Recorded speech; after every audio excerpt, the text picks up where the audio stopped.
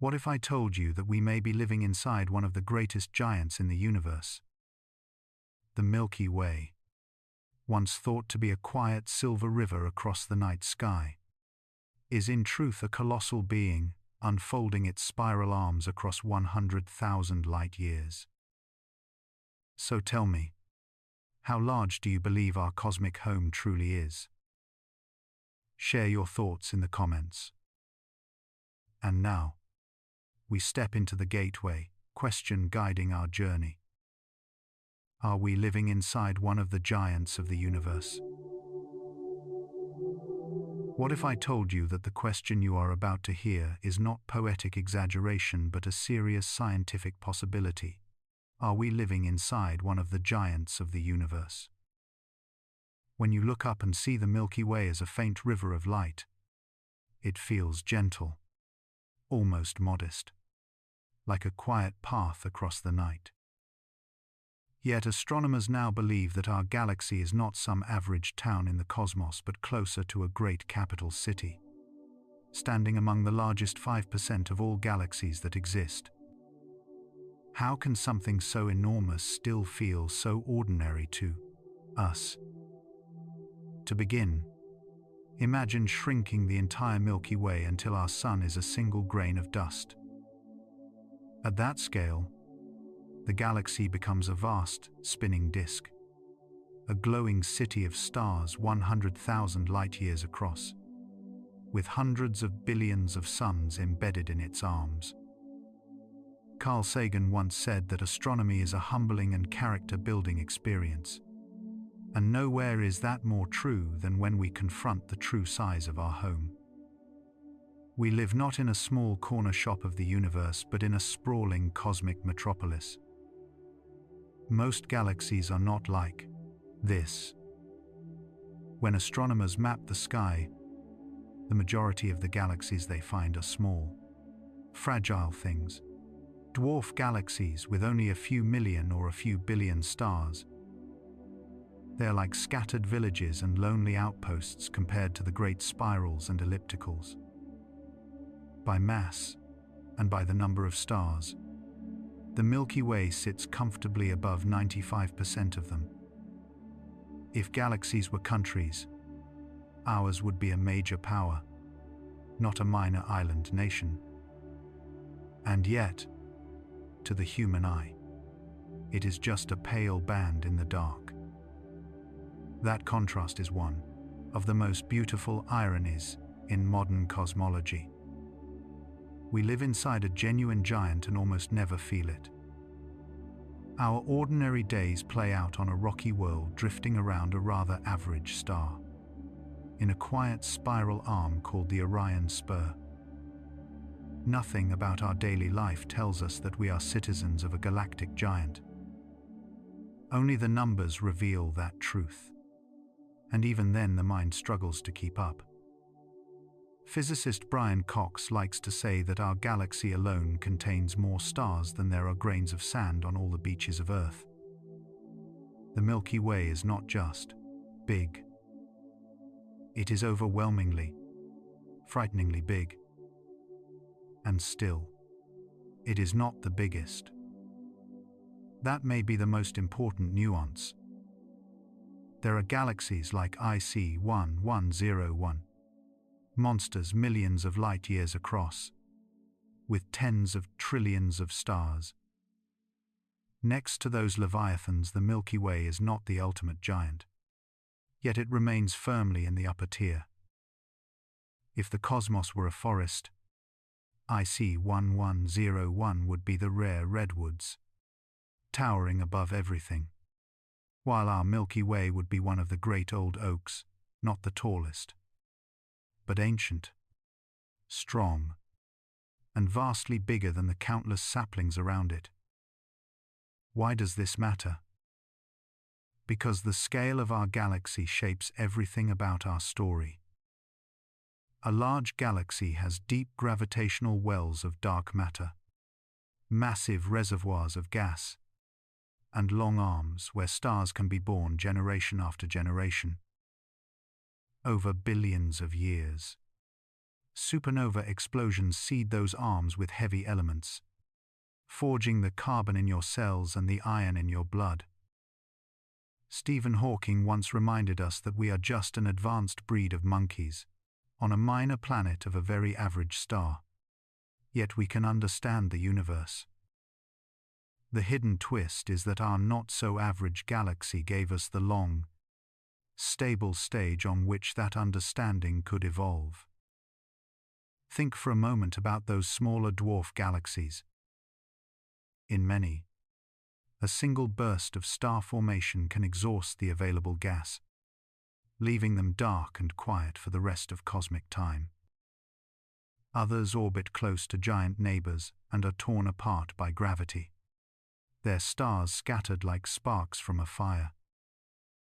If the Milky Way were a tiny dwarf, it might never have had enough calm, metal-rich clouds to build a world like Earth and let life tinker for billions of years. Our galaxy is large enough to be fertile for an immense span of time, yet not so violently active as to erase what it creates.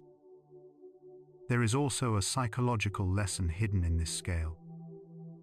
From the inside, the Milky Way feels normal. We wake up, drink coffee, worry about work, and very rarely think about the fact that we inhabit a rotating city of stars tens of thousands of light years wide. In the same way, our own talents and opportunities often feel ordinary simply because we are used to them. The galaxy reminds us that something can be exceptional by any external standard and still feel mundane from within. Sometimes you need to step outside the forest to see that your tree is enormous. When I think about the Milky Way as one of the giants, I also think about responsibility. On at least one small world inside this huge structure, matter has learned to think, to question, to feel wonder. In all the silence between galaxies, consciousness has appeared here. Perhaps it exists in many other places. Perhaps we are rare. We do not yet know. But we do know this: the size of our galaxy gave us room and time. What we choose to do with that gift is up to us. The great science communicator Vera Rubin, whose work helped reveal dark matter, once said that science is like a candle in the dark. Our galaxy is vast darkness filled with candles. Each star is a point of light. Each mind another spark that can illuminate a little more of the unknown. To understand that the Milky Way belongs to the top 5% of galaxies by size is not just a piece of trivia. It is a reminder that we live inside a magnificent laboratory, where gravity, gas, and time have been conducting experiments since long before there were humans to give them names. Of course, there is an even more humbling twist. When we zoom out from the Milky Way and look at clusters, superclusters, and the cosmic web, our giant suddenly shrinks. What felt like a city turns into a single building, then a single room, then perhaps a single window in that room. The same galaxy that towers over dwarfs becomes a speck on a filament stretching hundreds of millions of light years. Scale is always relative. You can be both large and small at the same time, depending on which yardstick you choose. For me, the duality is the deepest lesson. On human scales, the Milky Way is impossibly, incomprehensibly large. On cosmic scales, it is ordinary, one bright knot among trillions. Our lives mirror that. To each of us, our joys and sorrows feel immense. From a cosmic point of view, they are tiny ripples on a single world circling a single star. Yet the fact that the universe is vast does not make our experiences meaningless. It makes them rare and therefore precious. So the next time you stand beneath a clear sky and glimpse that soft band of silver overhead, try to remember what it really is.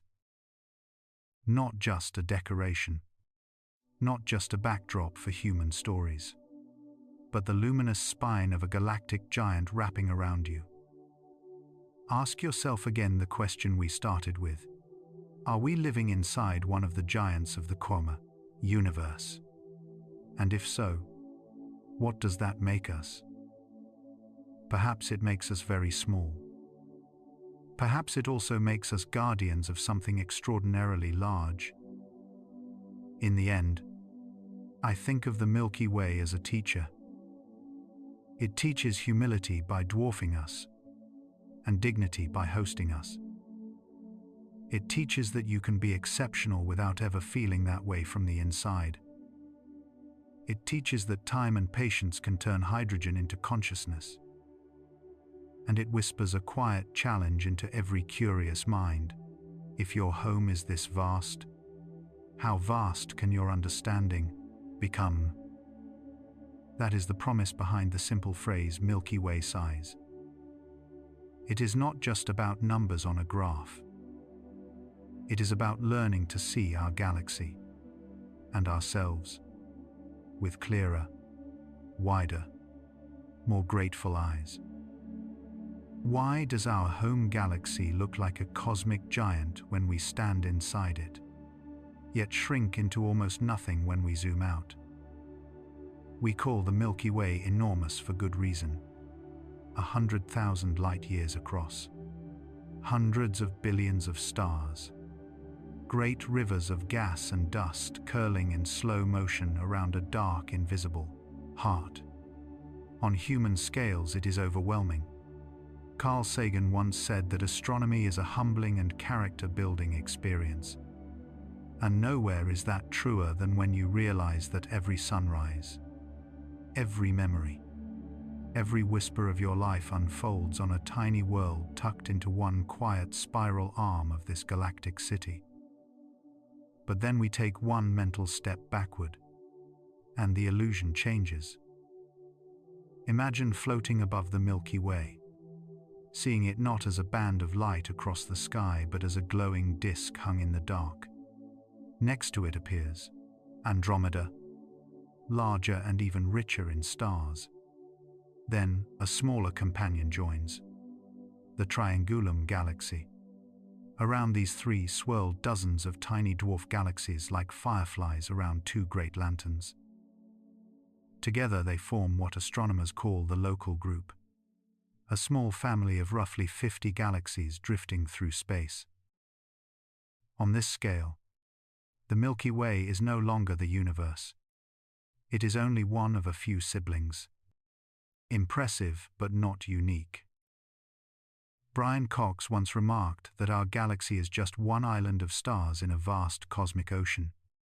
And, here in the local group, you can feel that truth settling softly over you like starlight. Now we zoom out again, gently, as if exhaling in slow meditation. The local group fades into a bright dot among many others. Each dot another cluster or group of galaxies, swirling together in a region we call the Virgo supercluster. The Virgo supercluster is enormous on a truly cosmic scale, spanning over 100 million light-years. It contains thousands of galaxies, some far larger than the Milky Way. At its heart lies the Virgo cluster, dominated by giants like M87, a massive elliptical galaxy with a black hole billions of times the mass of our Sun. Next to such monsters, our Milky Way looks almost modest. Here the question returns to whisper in your ear. If the Milky Way is huge, then why does it become tiny when we zoom out? The answer lies in relative scale, a quiet law of perspective that rules everything from atoms to superclusters to an individual star. The Milky Way is the world. To a group of galaxies, The Milky Way is one node in a glowing web. To a supercluster, it is a grain of cosmic sand. As Neil deGrasse Tyson likes to remind us, the universe is under no obligation to make sense to our intuitions. Our minds evolved to judge the distance to a tree, not the size of a supercluster. Yet even the Virgo supercluster is not the end of the story, not the final frame of this slow cosmic zoom. When astronomers mapped the motions of thousands of galaxies, they found that Virgo and many neighboring structures seem to flow in the same general direction, dragged by something large and unseen. Out of that work came a new idea, a still greater structure called Laniakea, the immeasurable heaven. Laniakea gathers together many superclusters into one vast basin of attraction, a region 500 million light-years across, where hundreds of thousands of galaxies sail along the gravitational currents like leaves on a slow, deep river.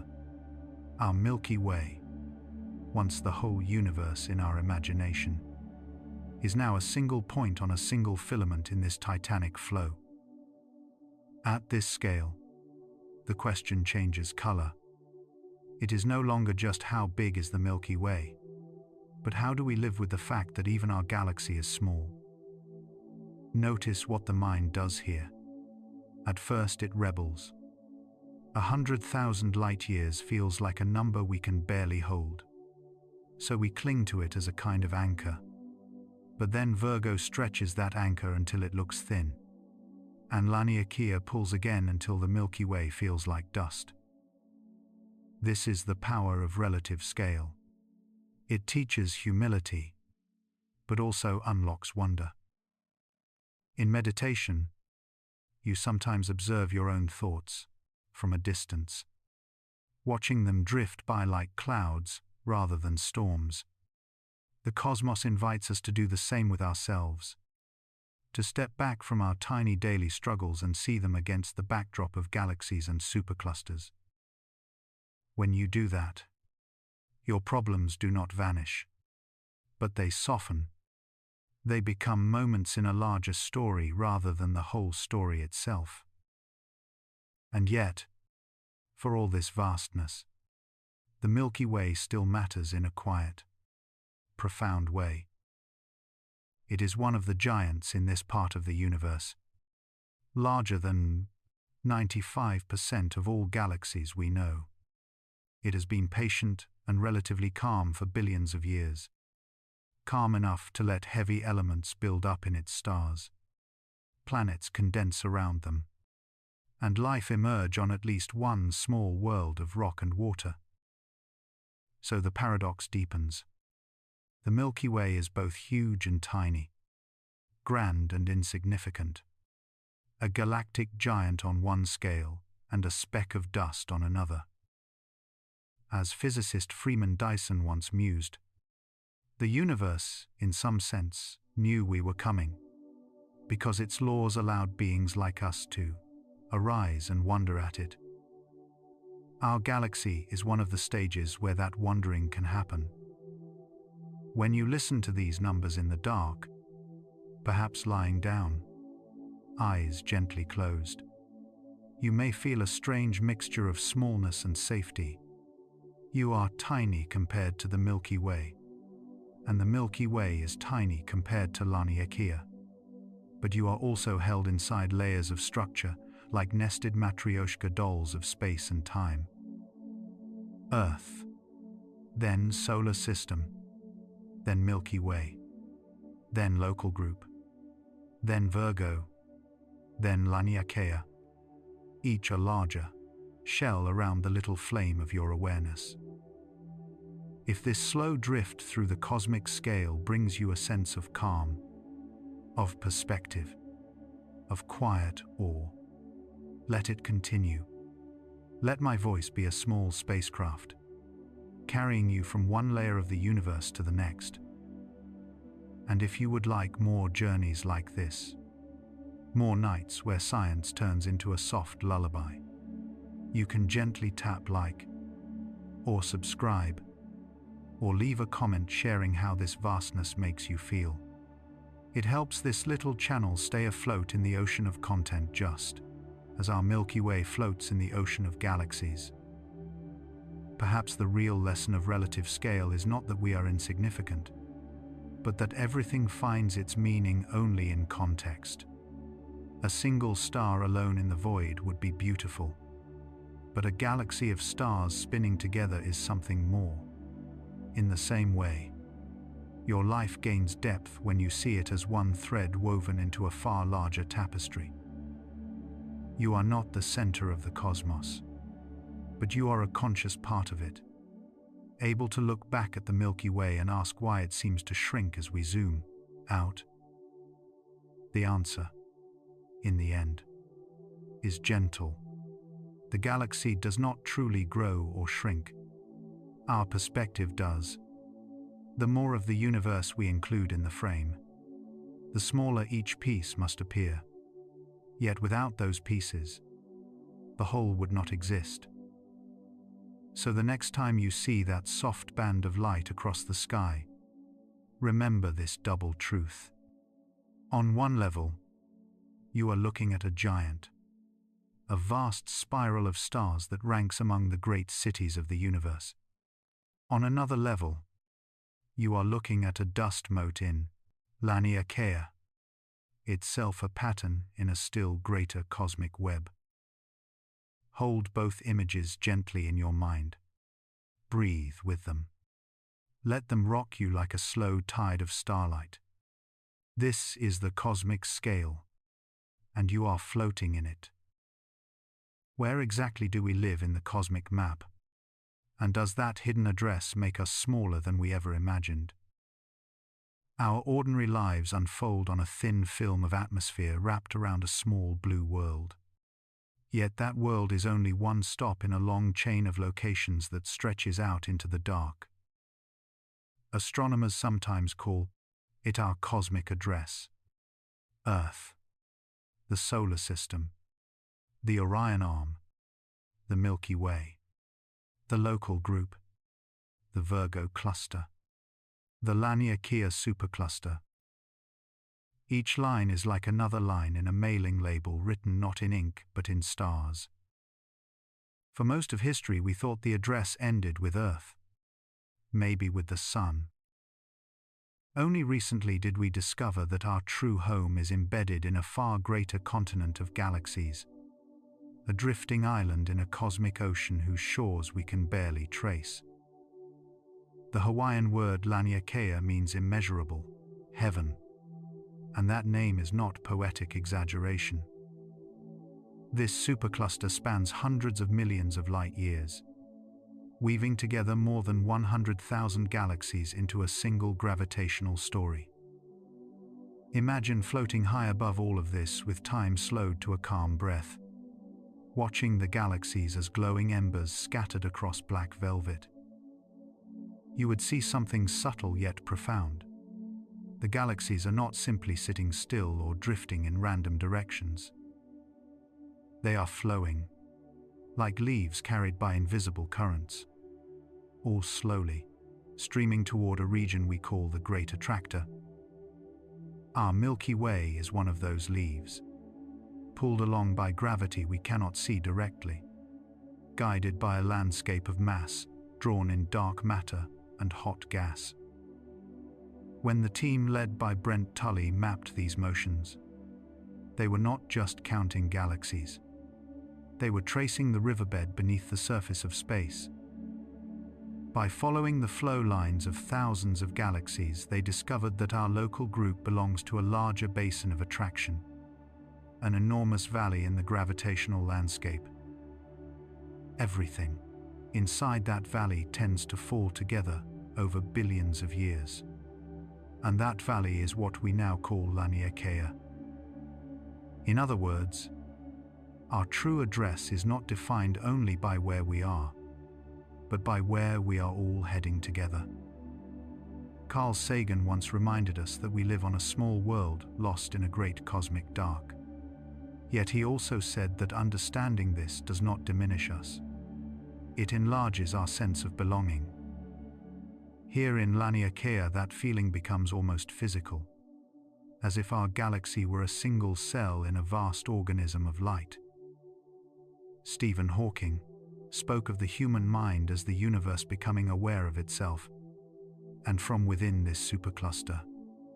That thought feels strangely literal.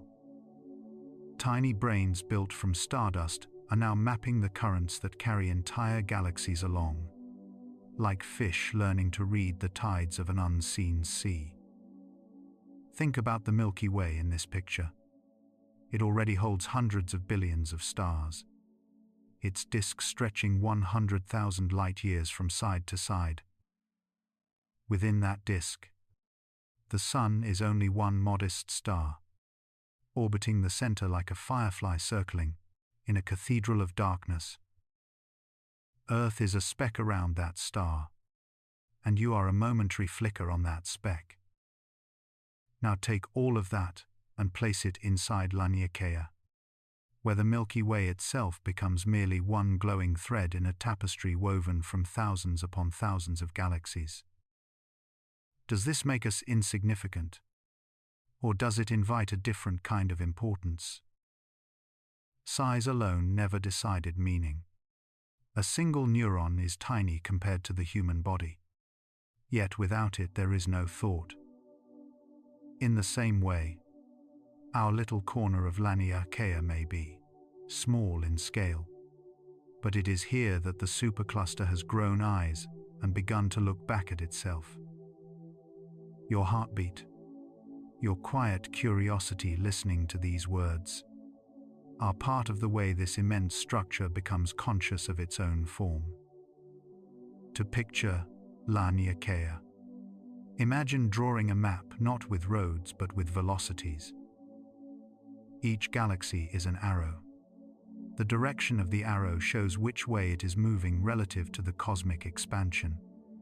The length of the arrow shows how fast. When you plot enough arrows, patterns emerge, clusters and filaments feeding into a central flow. Like rivers feeding into a greater river, they all converge toward the great attractor region. The boundary of Laniakea is then defined not by a hard edge, but by a change in these flows. Beyond that boundary, galaxies fall toward different attractors. So our cosmic address is really the name of the basin we are falling through. We are residents of a gravitational watershed, inhabitants of a valley in curved space-time. This is why the term Laniakea supercluster carries more than geographic meaning. It describes a shared destiny, a slow communal motion written into the fabric of the cosmos.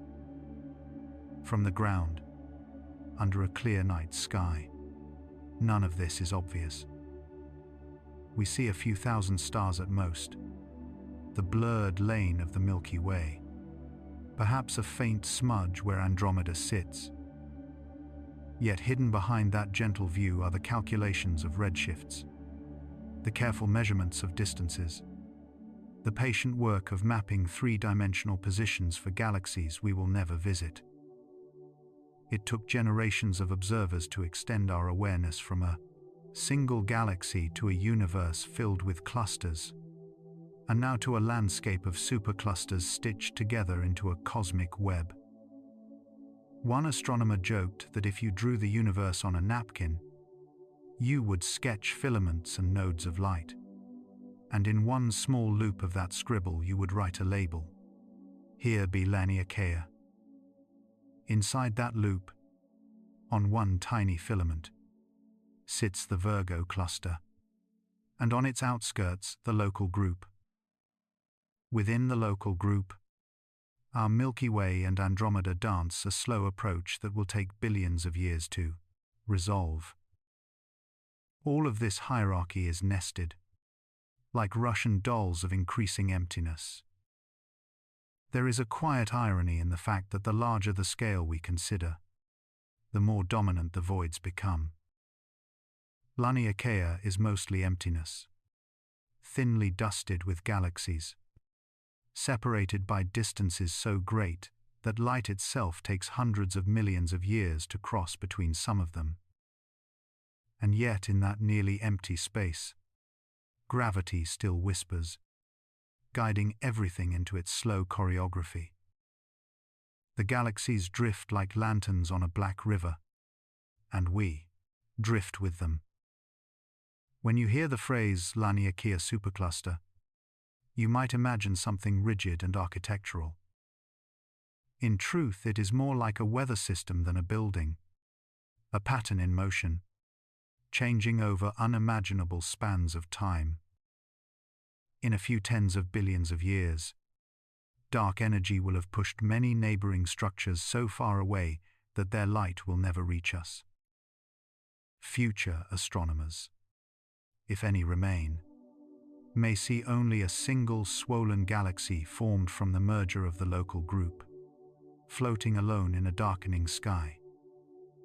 They will not know they once lived in Laniakea, because the evidence will have slipped forever beyond the horizon of what can be observed. We, living now, are in a special moment. The universe is old enough that rich structure has formed, yet young enough that the larger pattern is still visible to our instruments. We can read our cosmic address while it is still written brightly across the sky. That knowledge is a kind of grace, a brief clarity granted to a species that only recently learned to stand under the stars and ask where it truly belongs. So when you step outside at night, remember that the faint band of the Milky Way is not the whole story. Behind it are clusters and filaments. Behind those is the basin of Laniakea, and behind even that a universe whose full expanse we may never chart. You are not merely a resident of a city or a nation, not only a citizen of Earth. You are a child of the Milky Way, a traveler bound to the local group, a tiny passenger drifting through the Laniakea supercluster. And as you breathe in the cool night air, letting your thoughts slow to the pace of the stars, you may feel something shift. Not a crushing sense of smallness, but a quiet recognition that to know your place in this immeasurable heaven is itself a form of belonging. What is pulling the entire Milky Way across the universe at more than 600 kilometers per second? That is not a poetic metaphor. It is a measurement, a real velocity etched into the motions of galaxies around us. Our whole home galaxy, with its hundreds of billions of stars and quiet spiral arms, is drifting like a leaf on an invisible cosmic current toward a region of space we cannot even see clearly. Astronomers call this mystery the Great Attractor, and the name itself sounds like something torn from myth rather than a physics paper. It is not a single object like a star or a black hole, but a basin of gravity. A place in the Laniakea supercluster where the flow lines of motion all seem to sink inward, including the path of the Milky Way and our local group of galaxies. Imagine the night sky as the surface of a vast ocean, and our galaxy is a luminous ship whose captain can only see a few nearby waves. Yet the entire vessel is being pulled by a deep underwater current towards some unseen whirlpool beyond the horizon. To uncover that hidden current, astronomers first noticed that nearby galaxies do not simply follow the smooth Hubble expansion of the universe. They show an extra motion in one preferred direction, a peculiar velocity of about 600 kilometers per second for the Milky Way and its neighbors. Something massive must be tugging on us, something far larger than our own galaxy. J.B.S. Haldane once remarked that the universe is not only stranger than we imagine, it is stranger than we can imagine. The story of the Great Attractor is one of those moments when that sentence stops being philosophy and starts sounding like observational data. When astronomers looked along the direction of this strange pull, they ran into a problem. The line of sight passes through what we call the zone of avoidance. a crowded strip of sky packed with dust and stars from our own Milky Way that blocks visible light from beyond. It is as if we are trying to study the landscape on the other side of a mountain range while standing in a dense fog. The foreground trees are sharp, but the distant valley is hidden. So astronomers turn to other kinds of light: X-rays, radio waves, infrared, wavelengths that can slip through the dust like deep ocean sound cutting through water. Slowly, a picture emerged. Near the heart of the Great Attractor region lies the Norma cluster, also known as Abell 3627. It is one of the most massive galaxy clusters in our cosmic neighborhood. A dense knot of thousands of galaxies and an enormous reservoir of hot X-ray emitting gas, together weighing perhaps around 10 quadrillion times the mass of the Sun. The Norma cluster appears to sit close to the central node of this gravitational basin, like a heavy stone resting in the middle of a stretched rubber sheet, causing everything around it to roll slightly in its direction. Our Milky Way, the Andromeda Galaxy, and countless others are gently sliding down that curved fabric of space-time, not in free fall toward doom, but in a slow cosmic drift that will play out over billions of, say, years. Yet Norma is not the whole story. As better maps of galaxy motions were made, astronomers realized that the Great Attractor alone cannot account for the full magnitude and direction of our motion. There must be even larger structures farther away continuing the pull. Beyond the Great Attractor region, about 650 million light-years from us, lies the Shapley supercluster, one of the densest and most massive concentrations of galaxies known in the nearby universe. If Norma is a stone in the rubber sheet, Shapley is an entire mountain range. Galaxy clusters there are bound together by gravity, resisting the general expansion of space, and that immense mass is likely contributing a significant part of the long-range pull that tugs on our entire Laniakea region. In recent years, some studies suggest that the Shapley concentration may be the dominant attractor shaping the large-scale flow in our corner of the cosmos. R. Brent Tully and his collaborators offered a different way to visualize all this. Instead of drawing superclusters simply as overdensities of galaxies, they traced the flow, lines of galaxy motions, and asked a quieter question: where do the rivers of movement converge and where do they diverge? Within the surface where motions are directed inward after removing the average expansion of the universe, they defined a basin of attraction and named it Laniakea, immense heaven in Hawaiian. At the gravitational center of this basin lies the Great Attractor, a kind of cosmic low-pressure system drawing in the surrounding flow of galaxies much as air streams spiral into a vast unseen cyclone. From a human perspective, it is hard to emotionally grasp these motions. 600 kilometers per second sounds violent, yet you feel nothing. Your coffee does not slosh. The constellations tonight look almost exactly as they did to the ancient Greeks. That is the paradox of cosmic motion. On timescales of a single lifetime, the sky is nearly still.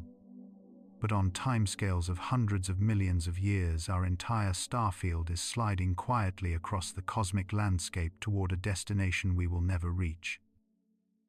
Carl Sagan used to remind us that we live on a mote of dust suspended in a sunbeam. Here we might add that the whole beam itself is floating in a slow current of gravity through an immense and dark ocean. For science, the Great Attractor is not just a curiosity. It is a precision test of our understanding of gravity and structure formation on the largest scales. If we can map the peculiar velocities of thousands of galaxies and reconcile them with the distribution of visible matter and dark matter, then our cosmological models survive a harsh trial. If not, something essential is missing from our picture of the universe.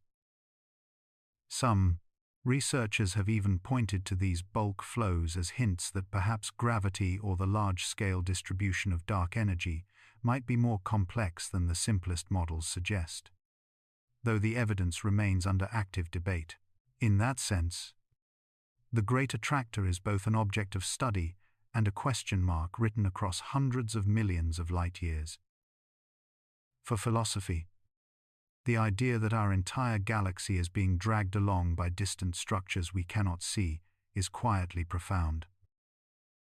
We like to imagine ourselves anchored, at home, stable, but at every scale we are in motion.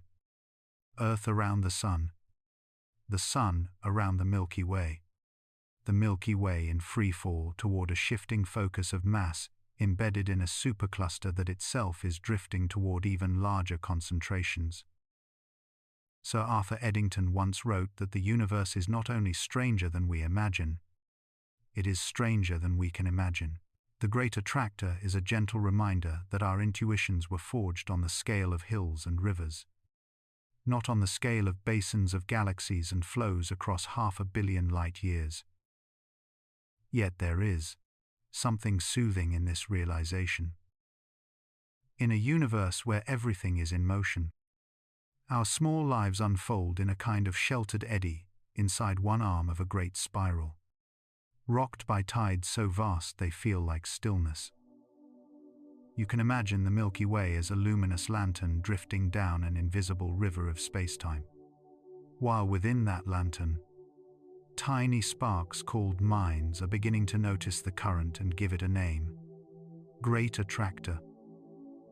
We are passengers, but we are also the first creatures on this ship to walk out onto the deck at night, feel the faint wind of motion on our faces, and ask where the river goes. So when we ask what is pulling the entire Milky Way across the universe, we are not only asking about clusters and superclusters, about Norma and Shapley and Laniakea. We are asking about our place in a network of invisible threads that bind the cosmos together. The answer today is that immense concentrations of matter are tugging on us from hundreds of millions of light-years away, their gravity transmitted through the dark matter scaffold of the cosmic web. The deeper answer may be that we are part of a living map still being drawn, and every new measurement of our motion adds one more faint line to that map. If you let this sink in slowly, in the quiet of your own night, you might feel a different kind of calm. Whatever worries you carried into today, they are riding on a planet, circling a star, inside a galaxy, gliding through the gravitational embrace of the Great Attractor and beyond. The pull will continue whether or not we understand it, but the fact that we can even ask the question is already a small miracle of consciousness in a universe of silent forces.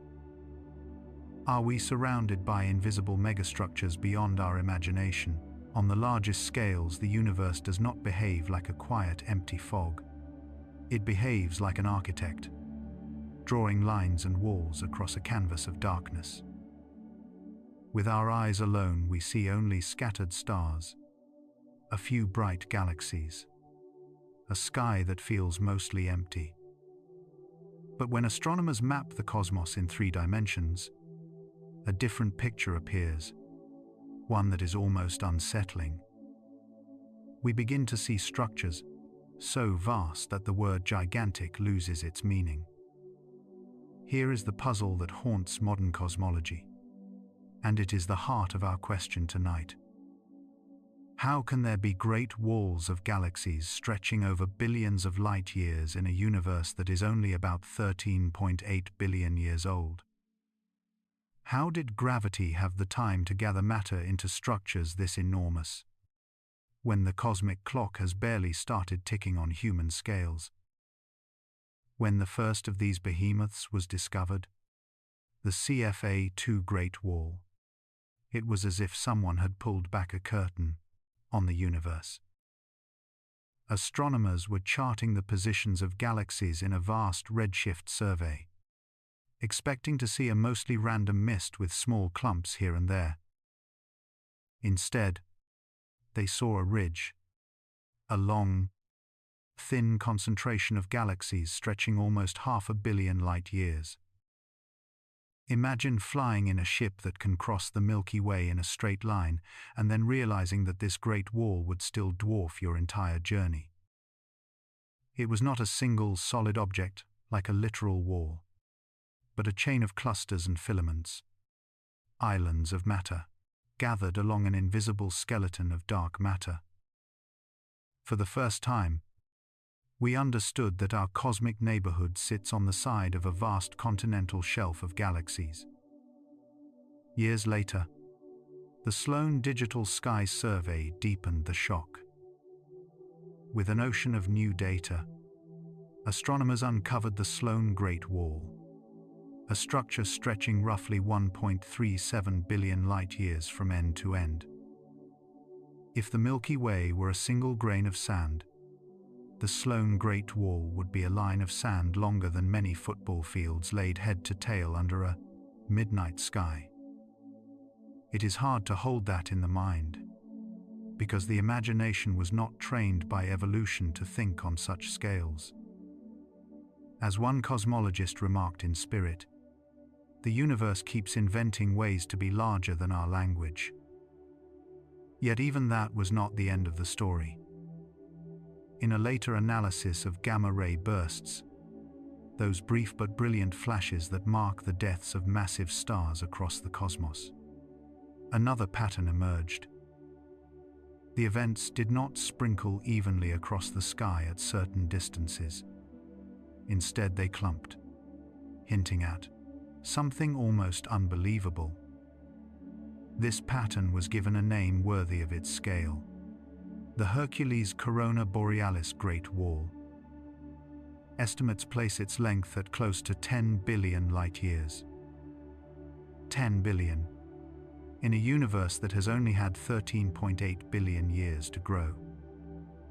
If those estimates are confirmed, this would not just be a large structure, it would be a direct challenge to our basic picture of how structure forms in a nearly uniform universe after the Big Bang.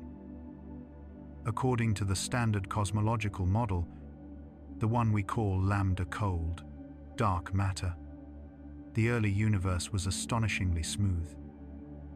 Tiny ripples in density, 1 part in 100,000, slowly grew under the pull of gravity. Over billions of years, those ripples became filaments. Filaments fed clusters. Clusters linked into superclusters. Simulations built on this model show that structures larger than roughly 1.2 billion light-years should be extremely rare, almost non-existent.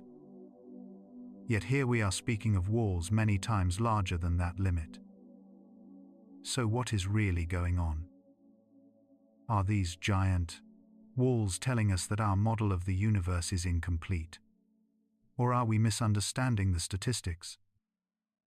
Some researchers argue that the Hercules Corona Borealis Great Wall might not be a single coherent object at all, but a chance alignment of several smaller structures along our line of sight. Others point out that cosmic variance, the randomness of initial conditions, might occasionally produce an outlier, a structure so large that it simply falls into the long tail of probability. In this view, the universe is not breaking the rules. It is simply reminding us that rare does not mean impossible. Yet the unease remains, because there is something deeply unsettling about the idea that the universe might harbor structures so large that they strain the principle of cosmic homogeneity. That principle tells us that on the largest scales the universe should look the same everywhere. No preferred directions. No special locations. If great walls truly dominate regions billions of light-years across, then we are invited to ask a forbidden question. Is our patch of the cosmos really typical? At moments like this, I am reminded of Carl Sagan, who like to say that somewhere something incredible is waiting to be known. These walls are exactly that kind of something. Incredible not because they violate reason, but because they press reason to its frontier. Another thinker, George Smoot, once compared studying the early universe to looking at the face of God in the cosmic background radiation. If that is so, then mapping these great walls feels like tracing the faint wrinkles in that ancient face. The scars of gravity written across billions of light years. Behind all the technical terms, there is a simple picture we can hold in the mind.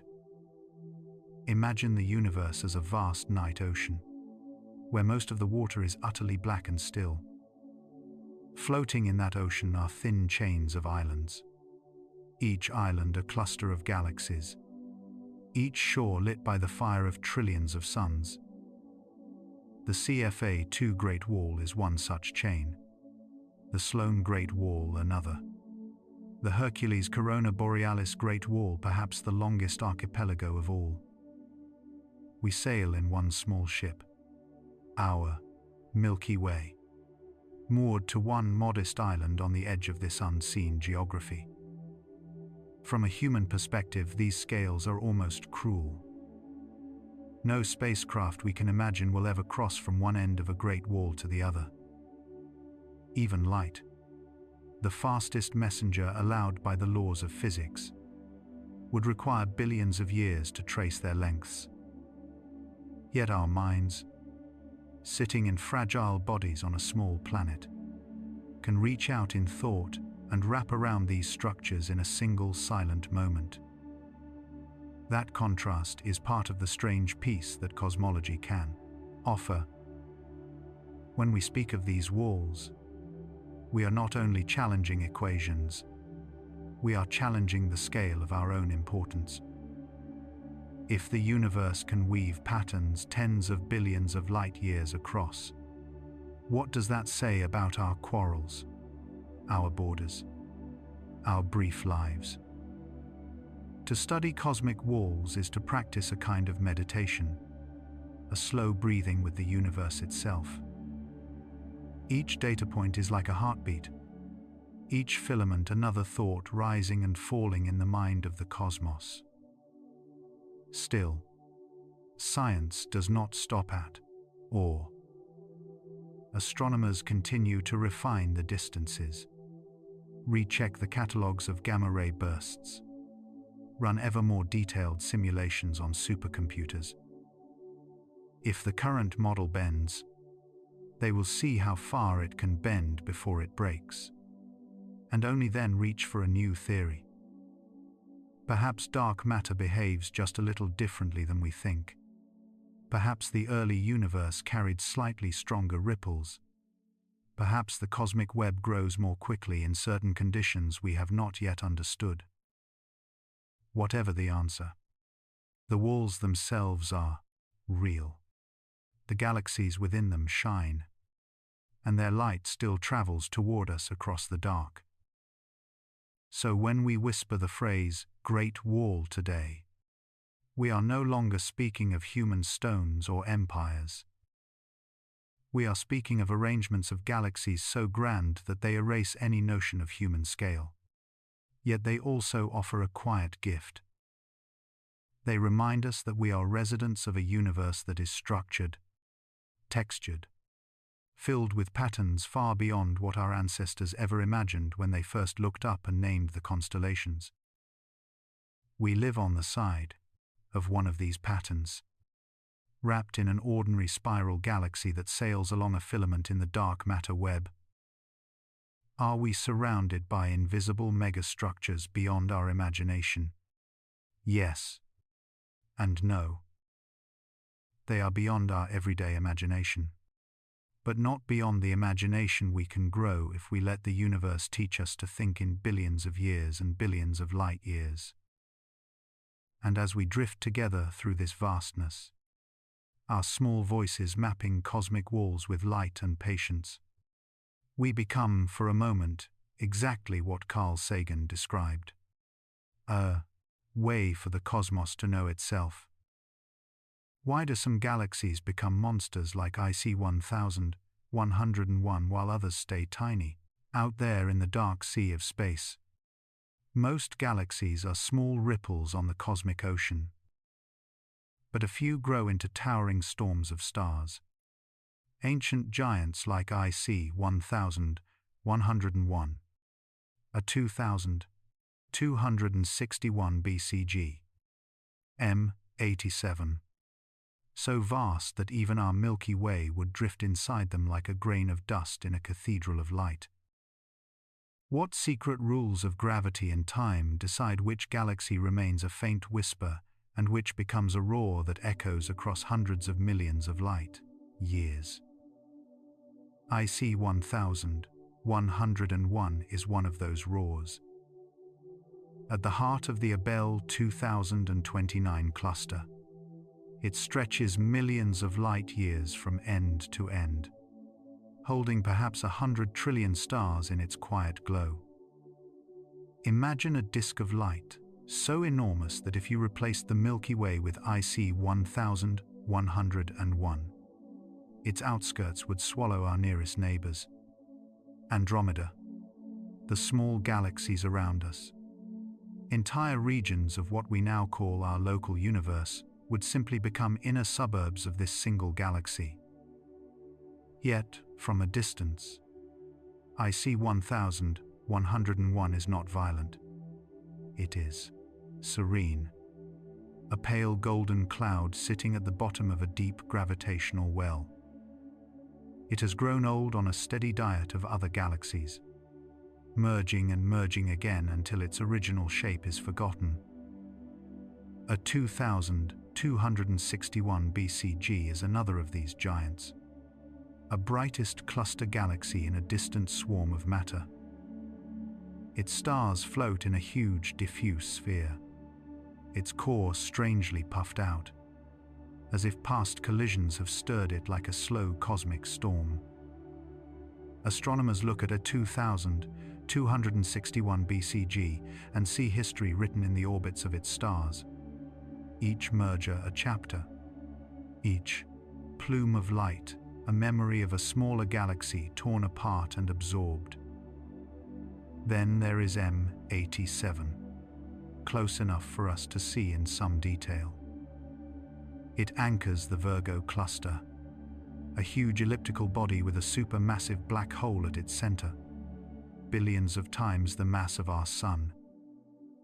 When the Event Horizon Telescope captured the shadow of that black hole, the world saw an orange ring floating in darkness, like a burning eye staring calmly through time. M87 is not the largest galaxy in size, but in mass and in the power of its central engine, it stands as one of the giants. So why them and not others? Why does IC 1101 become a supergiant while countless dwarf galaxies remain faint smudges in the night? Part of the answer lies in location. From the earliest times after the Big Bang, matter was not spread perfectly evenly. There were tiny ripples in density. Where there was slightly more matter, gravity had a little more to work with, and so those regions collapsed faster, forming the first dark matter halos and proto-galaxies. Some regions were born rich, where many filaments of the cosmic web meet, places destined to become great clusters of galaxies. A young galaxy forming in such a junction is like a seed dropped at the crossing of great rivers. Streams of matter flow toward it from every direction. Carl Sagan once said that we are a way for the cosmos to know itself.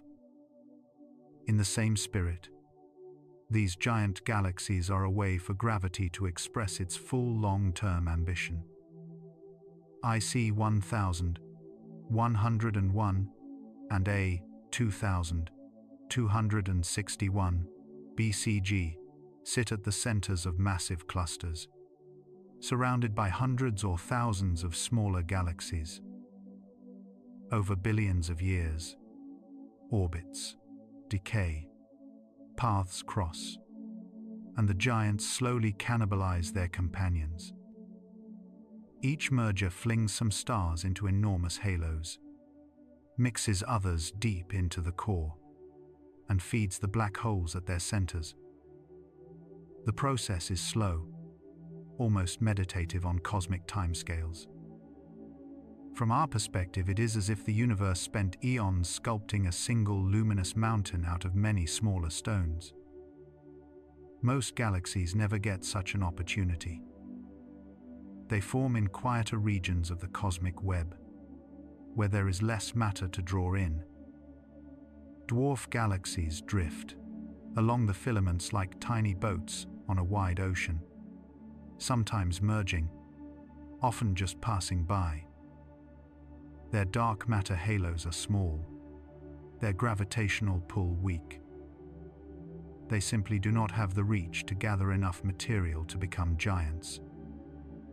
Astrophysicist Jim Peebles once reflected that the universe is not just expanding, it is also sorting itself. In that slow sorting, most structures remain modest, while a few fall into special places where growth feeds on growth. This is the essence of why giant ellipticals are rare. They are not the default outcome. They are the winners of a long cosmic lottery. But even within clusters, not every galaxy becomes a monster. Often one central galaxy gains a kind of gravitational monopoly. It sits exactly where the cluster potential is deepest, and so in falling material tends to end up there. Like a city at the bottom of a valley, it gathers rivers of stars and gas, while others higher up the slopes receive only streams. Giant ellipticals also mark a kind of evolutionary endpoint. Spiral galaxies like the Milky Way are full of gas and dust, still forming new stars. But repeated mergers scramble the delicate spiral patterns, randomize stellar orbits, and sweep out or heat up the gas that once fed star formation. What remains is a smooth, rounded shape with mostly old stars and little fuel for new ones. These giants shine softly, like embers after the brightest flames have burned away. Stephen Hawking reminded us that the universe does not have to be interesting. It just is. Yet, in these enormous galaxies, interest piles upon interest. Black holes, launching jets for millions of light years. Stars packed so densely near the center that night would never truly fall on any world that might exist there.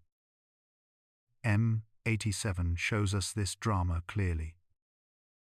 Its central black hole feeds from swirling gas, powering jets that punch far into intergalactic space. The galaxy around it is a fog of ancient suns, stars moving in all directions rather than the orderly rotation we see in a spiral. To live there would be to exist inside a cosmic city whose history stretches back almost to the dawn of time. Yet for all their grandeur, giant ellipticals may not be the best cradles for life. Their early eras of furious star formation and violent merging likely produced many supernovae, floods of radiation, unstable environments. By the time things calm down, much of the gas is gone, the chance for new planetary systems more limited. In that sense, their greatness comes at a cost. The same gravitational hunger that makes them enormous may also strip away the gentle conditions that worlds like ours require. Our Milky Way, by contrast, is a kind of middle path. Large but not monstrous, massive yet still graceful with spiral arms. We orbit not at the center of a rich cluster, but in a quieter region of the cosmic web. We have neighbors, but not thousands of them swarming in a single dense cloud. The galaxy can grow, but it is not forced to devour everything around it. In a meditative sense, you could say that some galaxies follow the way of excess, becoming vast ellipticals like IC 1101 and a 2261 BCG, while others practice a more modest path, remaining dwarfs or spirals. Neither is right or wrong. They are simply different expressions of the same cosmic law. Gravity working upon initial conditions across deep time. When you close your eyes and imagine IC 1101, try to feel its scale not only as a number but as an experience. A night sky where stars are so numerous that constellations lose meaning, where the glow of the galaxy itself is a permanent horizon of light. Then contrast that with a tiny dwarf galaxy, a sparse handful of stars drifting through darkness, where the sky might be mostly black with only a few lonely suns. Both are galaxies. Both are homes for stars. Yet their stories are written by different balances of chance and inevitability. In the end, the question, why do some galaxies become monsters while others stay tiny, is also a question about how structure emerges from simplicity. From nearly uniform early conditions, the universe has woven an intricate tapestry, threads of dark matter guiding rivers of gas, small halos merging into larger ones. Most places remain small, quiet, unspectacular. A select few fall into the deepest wells of gravity and grow into giant ellipticals that dominate their surroundings. As you listen to this in the soft dark, perhaps on the edge of sleep, remember that our own galaxy is neither the smallest nor the largest. We watch these monsters from afar, safe in a calmer suburb of the cosmos. Giant galaxies like IC 1101, a 2261 BCG, and M87 are the great mountains on the landscape of the universe. Rare, majestic, shaped by eons of collision and collapse. We, meanwhile, drift within a spacious valley, where there is room for long, quiet ages, for planets to cool, for life to arise, for minds to look up and ask why some galaxies become monsters while others stay tiny. Why are most galaxies in the universe dwarfs?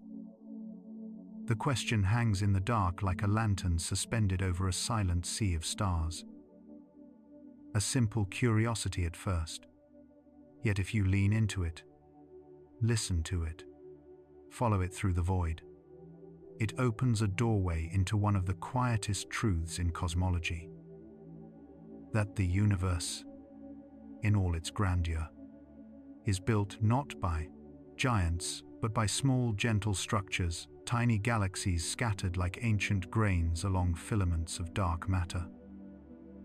95% of all galaxies are dwarfs, faint, fragile, and almost invisible against the cosmic night. And yet, paradoxically, they matter more than we ever imagined. Astronomer Sandra Faber once said, "The universe is not a place of simplicity. It is a hierarchy of the small supporting the grand." Her words settle gently here because every dwarf galaxy is a cornerstone in that hierarchy. These little islands of stars, some holding only a few million suns, float silently like drifting embers, often unnoticed, easily overlooked. But without them, the giants we admire, spirals like the Milky Way or Andromeda, could never have formed. Imagine the early universe as a vast twilight ocean of hydrogen and helium. Within that ocean, small ripples of density began to gather under gravity's patient hand. Those ripples did not become majestic spirals immediately. They became dwarfs. Little pockets of stars, the first sparks of cosmic structure. Neil deGrasse Tyson once remarked, "If you want to understand how nature builds enormous things, study what it does with the smallest pieces." And so we study the dwarfs. Their importance lies not only in their number but in their role as building blocks. Galaxies grow by merging, by swallowing, by colliding in slow dances that last billions of years.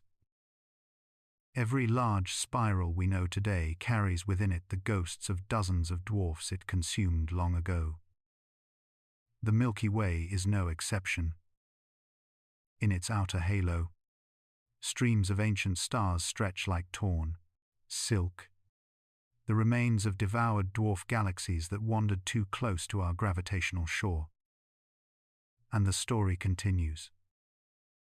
Our own galaxy hosts more than 50 dwarf satellites, quiet companions circling in elongated orbits. The Large Magellanic Cloud, the Small Magellanic Cloud, and dozens of smaller ultra-faint dwarfs, some holding only 1,000 stars, are slowly drifting around us. One by one, they will fall in, merging into the Milky Way over the next few billion years. These mergers feed the galaxy, thickening its halo, enriching its star fields, altering its future shape in ways we barely grasp. And yet, dwarfs are more than fuel for giants. They are museums of cosmic memory. Their stars are ancient, unpolluted, pristine. Astrophysicist Anna Friebel called them time capsules from the early universe. Inside them lie some of the oldest stars ever discovered, relics born when heavy elements did not yet exist. To peer into a dwarf galaxy is to read the universe's childhood diary. Their chemistry tells us how the first stars lived and died. Their motions reveal the invisible hands of dark matter sculpting the cosmic web. Their survival against tidal forces, radiation, and the violence of nearby giants teaches us resilience at galactic scales. When we ask why dwarfs dominate the census of galaxies, the answer begins quietly with gravity itself. In the early universe, small dark matter halos formed first. Gas fell into these halos, igniting the earliest rounds of star formation. Large galaxies only appeared later, born from the mergers and collisions of thousands of smaller predecessors. Thus, the universe grew from the bottom up, the many creating the few, the tiny birthing the immense. This bottom-up architecture means that dwarfs are not cosmic accidents, they are cosmic fundamentals. They emerge naturally from the physics of gravitational collapse. They are small because the early universe had not yet accumulated matter into larger structures. They are numerous because the seeds of structure were scattered everywhere. Astrophysicist Carlos Frenk once said, "To understand the giants, you must first honor the dwarfs." And the more we observe, the more we realize how true this is. But their abundance also hides a deeper mystery, the missing satellites problem. Simulations predict far more dwarfs around galaxies like the Milky Way than we currently observe. Where are the others? Are they too faint to see, dissolved by tidal forces, or never formed stars at all? The faintest dwarfs discovered in recent years are barely distinguishable from globular clusters, their starlight so weak that even powerful telescopes struggle to find them. Each discovery becomes an act of cosmic archaeology. Each faint glow unveils another piece of the universe's missing scaffolding.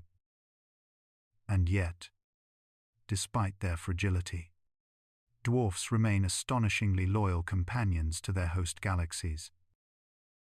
They orbit for eons, tracing elegant paths through the halo, shimmering like lanterns guiding us to the boundaries of our galactic home. Some fall inward slowly, stretched into streams, torn apart star by star. Others persist, dancing untouched on long elliptical orbits. Together they shape the Milky Way's evolution, feeding it, enriching it, sculpting its outer halo into a tapestry woven from ancient light. Their influence extends into cosmology as well. Because dwarfs are dominated by dark matter, they have become laboratories for studying this elusive substance. Their internal motions, slow and delicate, betray the mass of the unseen halo that holds them together. In this way, dwarfs whisper the secrets of dark matter through the faint trembling of their stars. And so the story deepens. Dwarfs are not merely small galaxies. They are the bones of the cosmic web, the fossils of creation, the guardians of our galaxy's ancient past. Without them, the Milky Way would not exist in its present form. It would not have its vast halo, its heavy elements, its spiral arms teeming with stars. We, as beings made of stardust, would not exist either. In the slow, quiet breathing of the cosmos, dwarfs are the low, steady heartbeat beneath the grand orchestral sweep of galaxy clusters and superclusters. They remind us that significance does not depend on size, but on contribution. That the universe, though vast, is built on the delicate labor of tiny things working together across unimaginable timescales. Carl Sagan once whispered, "Somewhere, something incredible is waiting to be known." And many of those incredible things are waiting in the dark, quiet corners where dwarf galaxies drift. As we float through this thought, drifting with them almost weightlessly, we begin to feel the elegance of the architecture they form. Small galaxies rising from primordial darkness, merging, colliding, dissolving, and reshaping the giants we call home. Each one a chapter in the story of the Milky Way. Each one a flicker in the long memory of the cosmos. And now, as the voice softens, as our breath falls into rhythm with the gentle drift of these ancient star islands, the question returns to us with deeper weight. Why are most galaxies in the universe dwarfs? Because creation begins softly, and greatness is assembled grain by grain. How many galaxies were sacrificed to build the one we now call home? We look up and see the Milky Way as a soft river of light, a silver cloud resting on the black of night, gentle, continuous, almost timeless. But behind that calm surface lies a history that is anything but peaceful, a story of ancient collisions and cosmic cannibalism, where smaller galaxies were torn apart and folded into the great spiral we now belong to. Astronomers call this work galactic archaeology, and the term itself feels strangely human. Just as archaeologists brush away soil to reveal old cities, scientists now brush away noise and darkness to uncover the ruins of galaxies long vanished, preserved not in stone, but in the trajectories and chemistry of stars. Each star carries a memory, written in the elements it holds and the path it traces around the galactic center. And by reading those memories, we can reconstruct the battles that built our home. In the early universe, there were no grand spirals like the Milky Way. There were only small clumps of dark matter and gas. Tiny protogalaxies a fraction of our current size, glowing with the first generations of short-lived stars. Over billions of years, gravity pulled these fragments together, sometimes gently, sometimes violently, like slow-motion tides in an invisible ocean. As cosmologist James Peebles has often emphasized, structure in the universe did not appear all at once.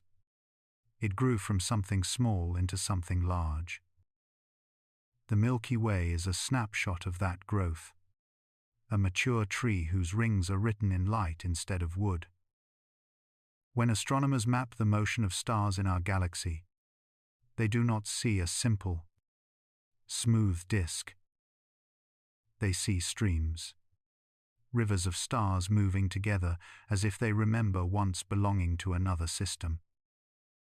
These stellar streams are the skeletons of devoured galaxies, ripped apart by the gravity of the Milky Way, stretched into long arcs that wrap around our halo.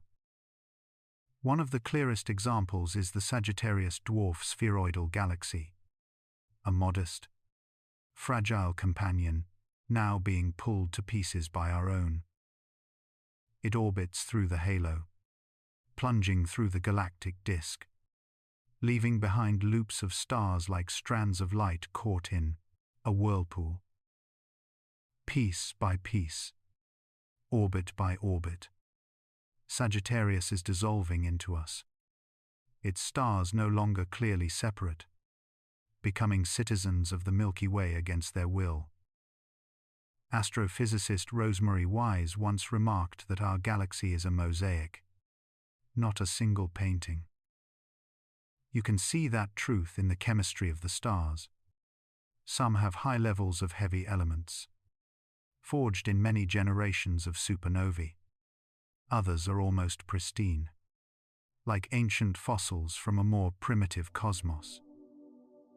By grouping stars with similar chemical fingerprints and motions, researchers can trace them back to the small galaxies that were swallowed long ago.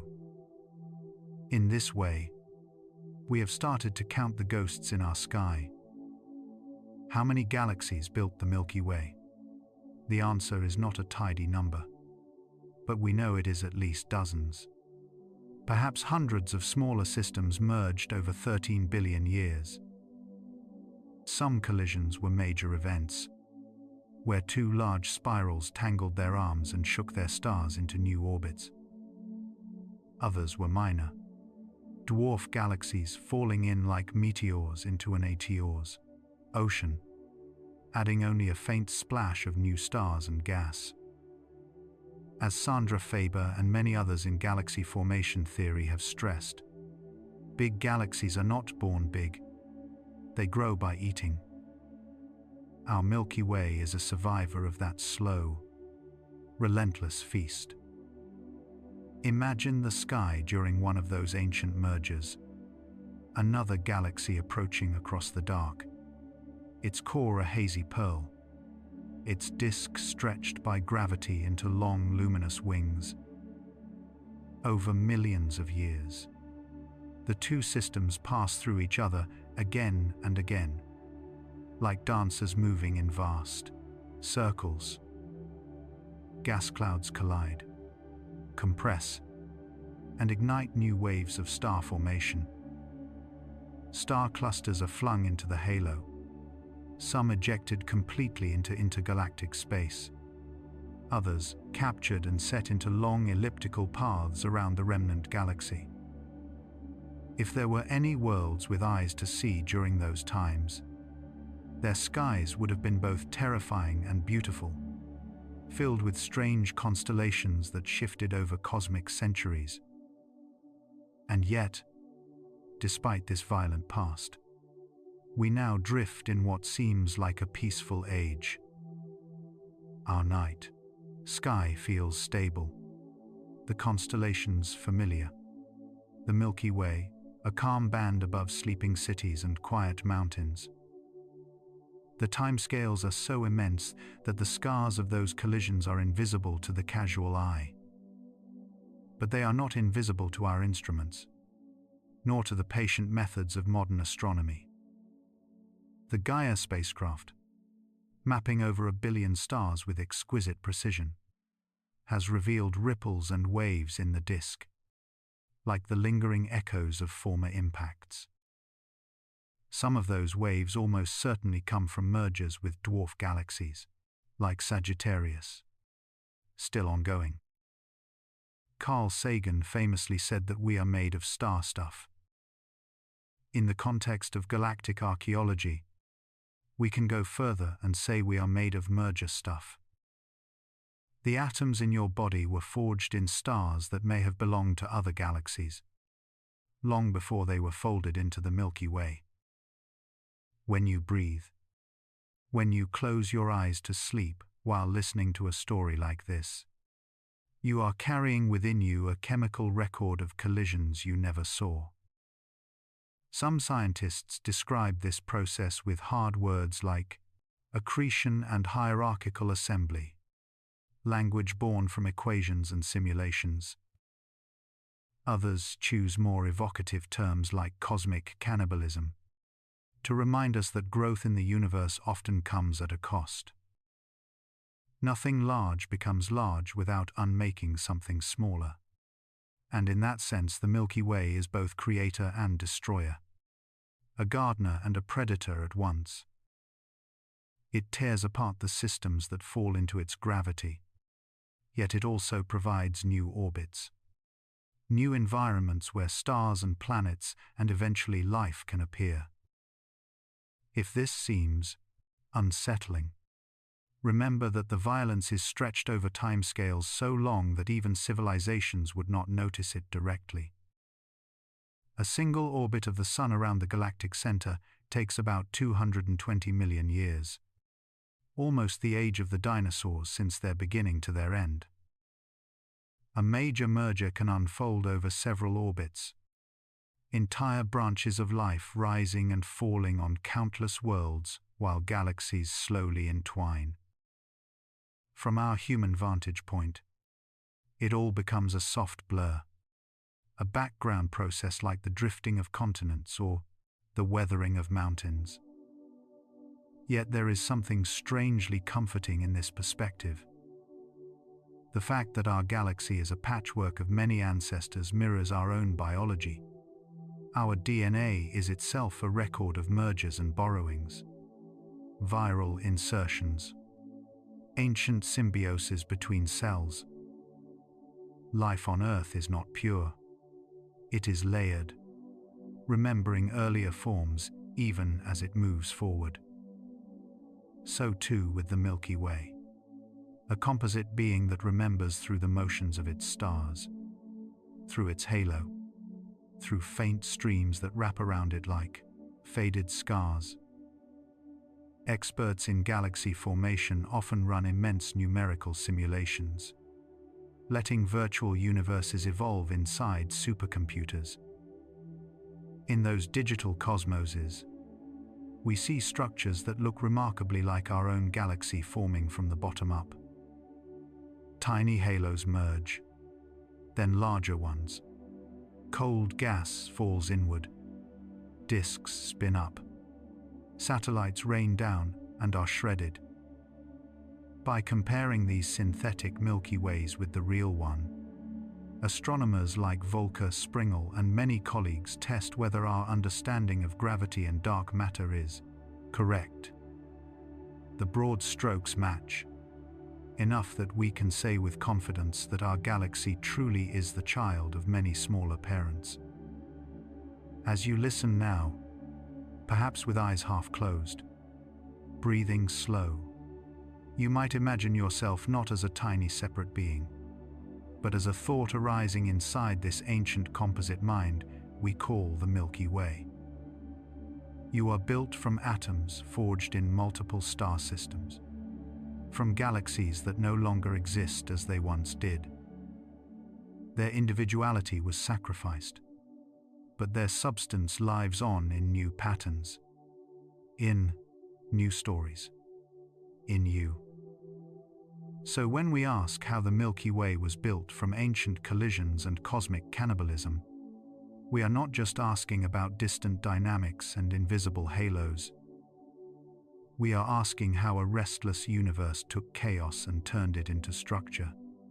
How it took many small things and wove them into one great spiral island of stars, calm enough in one quiet arm for a small blue world to form, and for that world to wonder about its origin. In that sense, galaxy formation is not only a topic for textbooks and simulations. It is the deep, background music under every human life. The next time you see the soft band of the Milky Way stretching across the sky, remember that you are not looking at a single, simple object. You are looking at a layered memory, a cathedral built from shattered stones, a chorus where every voice once belonged to another choir. And somewhere in that chorus, a small, warm mind like yours whispers a final question before sleep. How many galaxies live inside our own? What makes a galaxy safe enough for life to exist? Is it just luck that we find ourselves in a quiet spiral arm of the Milky Way, far from violent galaxy clusters and raging cores? Or is there a deeper pattern written into the structure of the cosmos itself? Astronomers sometimes speak of a galactic habitable zone, a kind of cosmic shoreline where conditions are neither too extreme near the blazing center nor too barren out in the frozen outskirts. Our solar system rests there now, in the soft twilight between danger and emptiness. When you look up at the night sky and see a calm band of stars, you are seeing not just beauty, but the delicate balance that made your own existence possible. If we had been born in a crowded galaxy cluster, the story might have been very different. Clusters are like cosmic cities at rush hour, galaxies jostling past one another, their gas stripped away by hot plasma, their stars bathed in intense X-rays and high-energy particles. In such places, galaxies are torn and reshaped. Stars are stirred into chaotic orbits, and supernovae and active black holes can flood space with radiation that sterilizes planets before life has a chance to take hold. Our Milky Way is not part of a massive cluster, but a member of a small and relatively gentle group. The local group. Here, gravitational encounters are fewer, interactions are softer, and the intergalactic medium is cooler and quieter. It is as if the universe placed us not in the downtown core of a cosmic megacity, but in a spacious town on the outskirts. Even within a single galaxy, not all neighborhoods are equal for life. Near the galactic center, stars crowd together, supernovae erupt more often, and the giant black hole at the core feeds and flares. There, the night sky would never be dark, packed with bright stars and deadly outbursts. A planet in such a region might be bathed again and again in hard ultraviolet and gamma radiation, its atmosphere stripped away, its oceans boiled or frozen by cataclysmic events. Far out in the thin outer disk, by contrast, there is little heavy element enrichment, not enough raw material for rocky planets like Earth to form in large numbers. Between these extremes lies a ring where conditions are just right, enough metals to build planets and chemistry, but not so much violence that those worlds are constantly erased. Our Sun orbits quietly in that ring, about 26,000 light-years from the center, drifting through a minor spiral arm rather than a crowded hub of star formation. Scientists sometimes picture the Milky Way as a great city of stars, and our solar system as an apartment on the calm edge of town. We are far from the central business district where everything burns brighter, moves faster, and ends more abruptly. Carl Sagan once said that we are a way for the cosmos to know itself. For that to happen, the cosmos needed somewhere quiet enough for fragile knowing creatures to evolve. Our position suggests that the galaxy itself helped to nurture that possibility. Above and below the thin disk of the Milky Way, high-energy particles and past supernova remnants drift through the halo. The disk is like a river, and our sun does not sit exactly at its surface, but gently oscillates above and below it over millions of years. Some researchers have wondered whether these vertical motions change the rate at which we encounter dense clouds or potential comet showers, possibly tying galactic dynamics to mass extinctions on Earth. If so, our relatively smooth orbit with no recent passage through the most dangerous regions may have given complex life the breathing space it needed to develop. Radiation is one of the great sculptors of habitability. Too little energy and chemistry freezes into stillness. Too much, and molecules are shattered faster than they can assemble into something living. Our sun is unusually stable for a star with planets. Its flare's modest compared to many active dwarfs. But beyond the sun, the larger radiation environment of the galaxy also matters. In some galaxies, massive bursts of star formation light up vast regions, and with them come waves of supernovae and cosmic rays. Jets from feeding black holes spear through interstellar space for hundreds of thousands of light years, turning huge volumes into hostile territory. Our Milky Way has known such storms in the past, yet today it is comparatively calm. The huge black hole at its center is quiet, not blasting out enormous jets, and star formation proceeds at a restrained pace. Avi Loeb has often remarked that in the search for life, environment matters as much as the planets themselves. A world like Earth placed too close to an active galactic nucleus would be like a cottage built beside a firing range, charming in theory, unlivable in practice. The chemistry of life also depends on the galactic story. The carbon in your cells, the oxygen in your lungs, the iron in your blood were forged in ancient stars that died long before the sun was born. In the early universe, galaxies were poor in these heavy elements, and rocky planets may have been rare. As generations of stars lived and died, the interstellar medium grew richer, seeding future systems with the ingredients of rocks and oceans and atmospheres. A habitable galaxy must walk a line between youth and age, metal poor and metal rich. Too primitive a galaxy, and there is nothing solid to stand on. Too chemically evolved in crowded regions, and frequent supernova explosions accompany all that star birth. The Milky Way today seems to occupy a middle chapter in this story, old enough to have enriched itself generously, yet not so feverishly active that it destroys what it creates. Max Tegmark has described our universe as a kind of cosmic lottery, with reality exploring every possible way that matter can arrange itself. From that perspective, a galaxy like the Milky Way is one of the winning tickets for life. Not because it is the only place where life could happen, but because its conditions stack the odds, in favor of complexity surviving long enough to ask questions.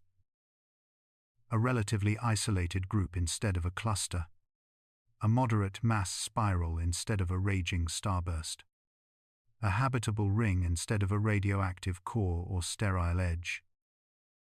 Each of these factors is like a small tilt in the cosmic dice, a nudge away from chaos and toward continuity. When you imagine other galaxies now, do not picture only their beauty, but also their temperaments.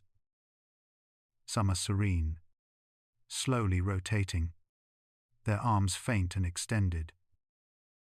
Others are bruised and tangled from collisions, burning with newborn stars and dying giants.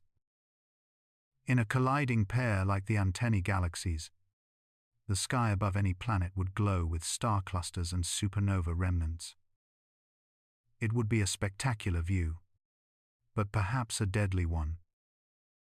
By contrast, our own region of the Milky Way offers a sky that is mostly quiet.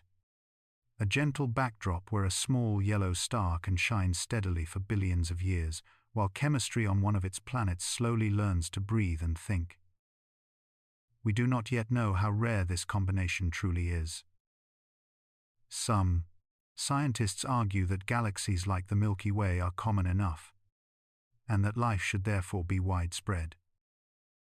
Others point out that many spirals sit in harsher environments, or have histories of violent interactions that might repeatedly reset the clock on complex biology. The truth may sit somewhere in between. A universe where potential abounds, but long-lived stability is precious. If that is so, then our galaxy is not just a backdrop, but one of the main characters in the story of our existence.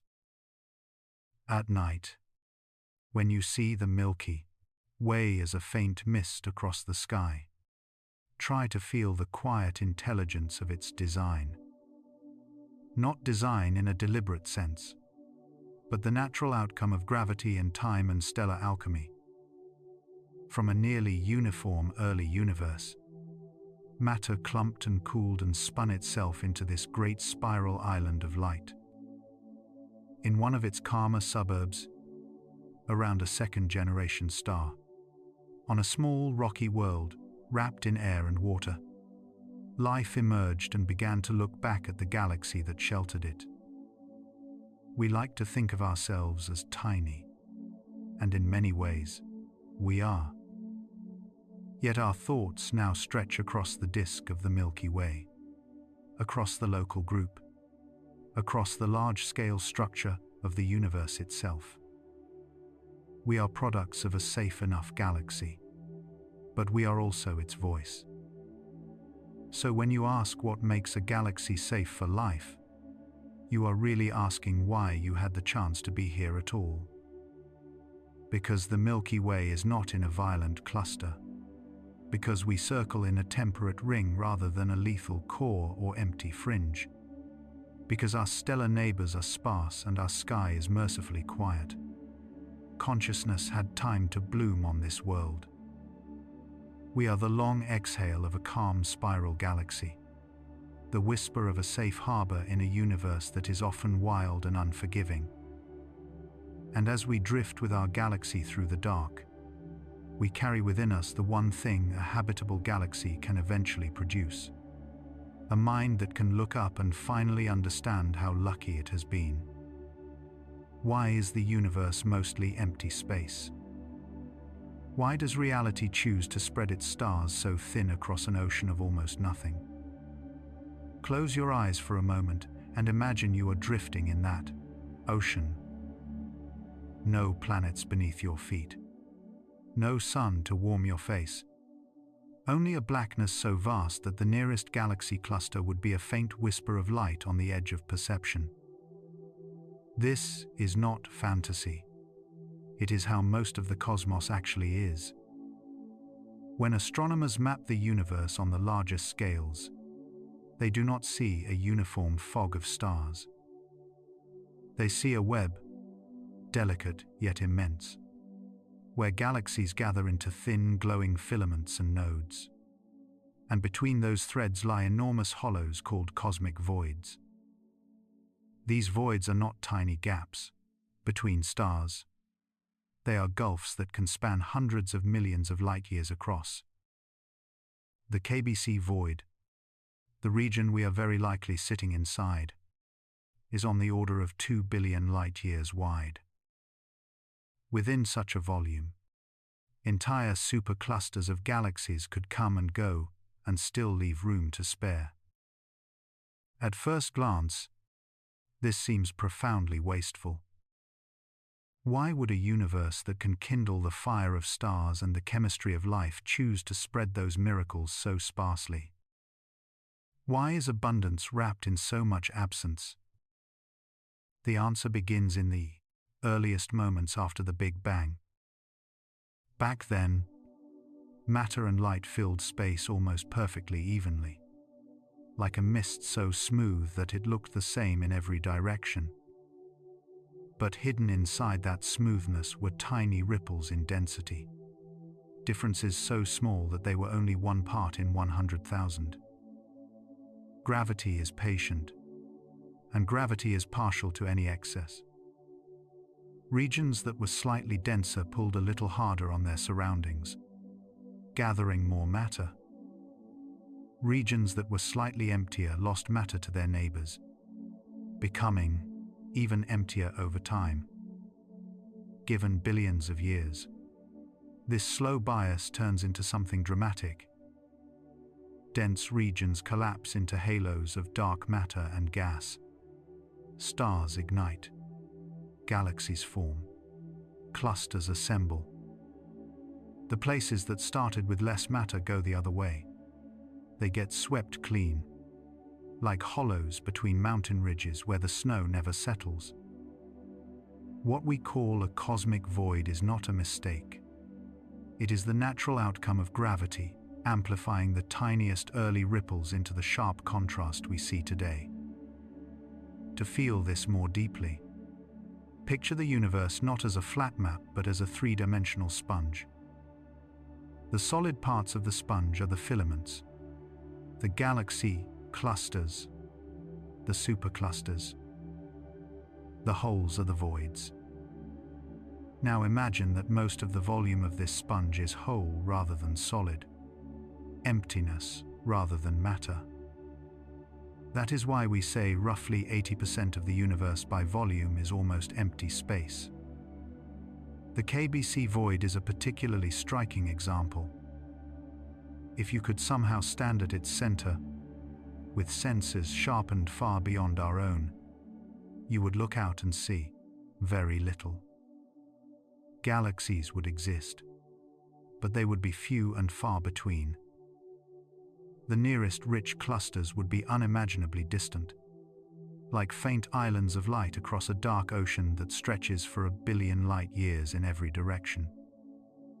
Our Milky Way, our entire Laniakea supercluster, would be nothing more than a tiny bright reef near the edge of this vast cosmic bay.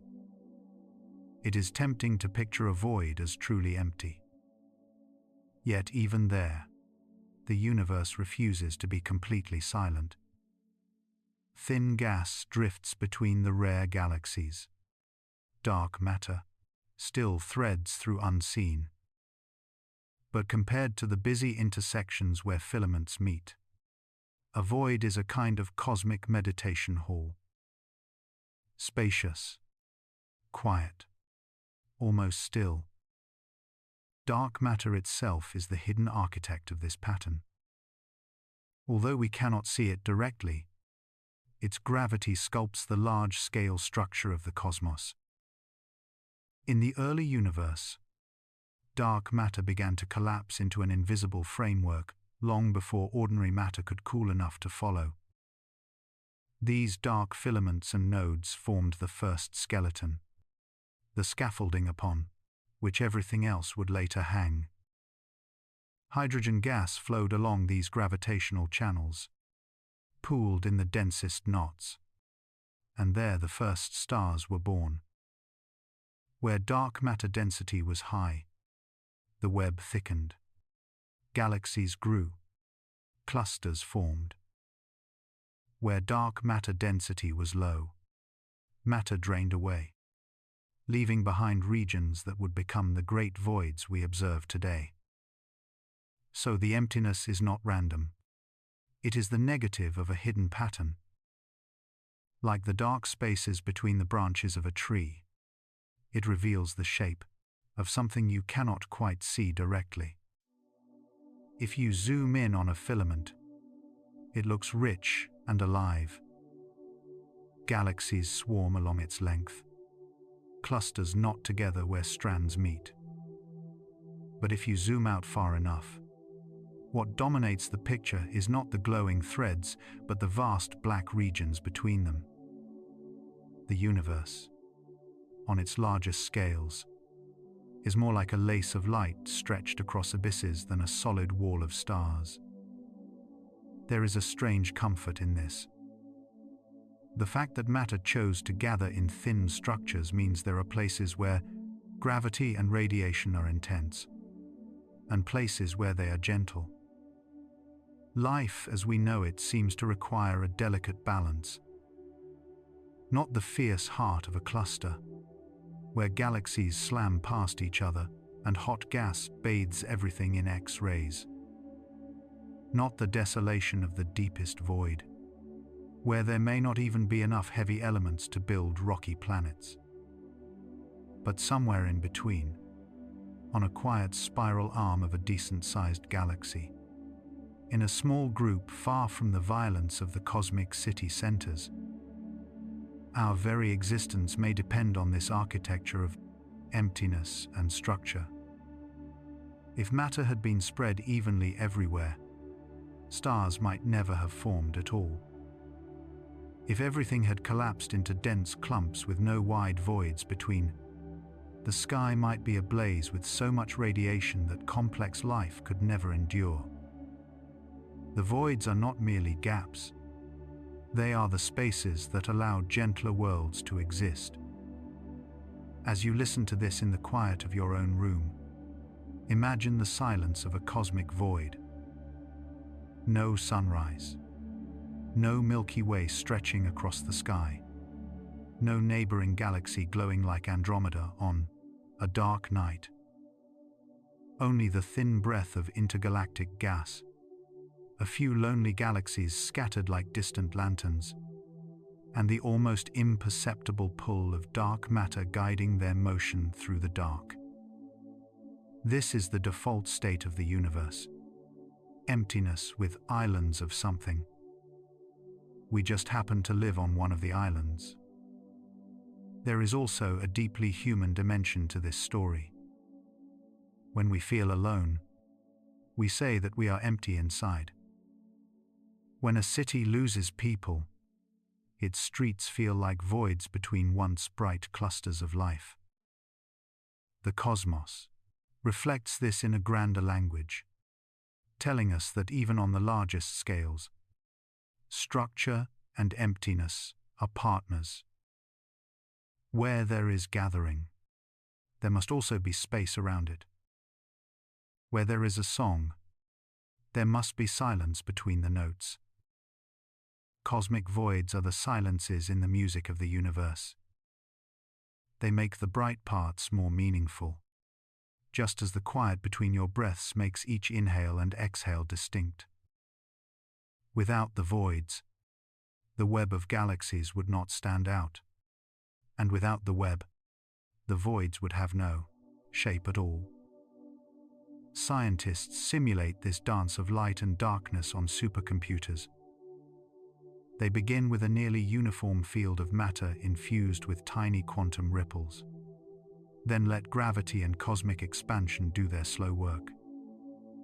What emerges on the screen is astonishingly similar to what we map with telescopes. Filaments, clusters, and wide, quiet voids between.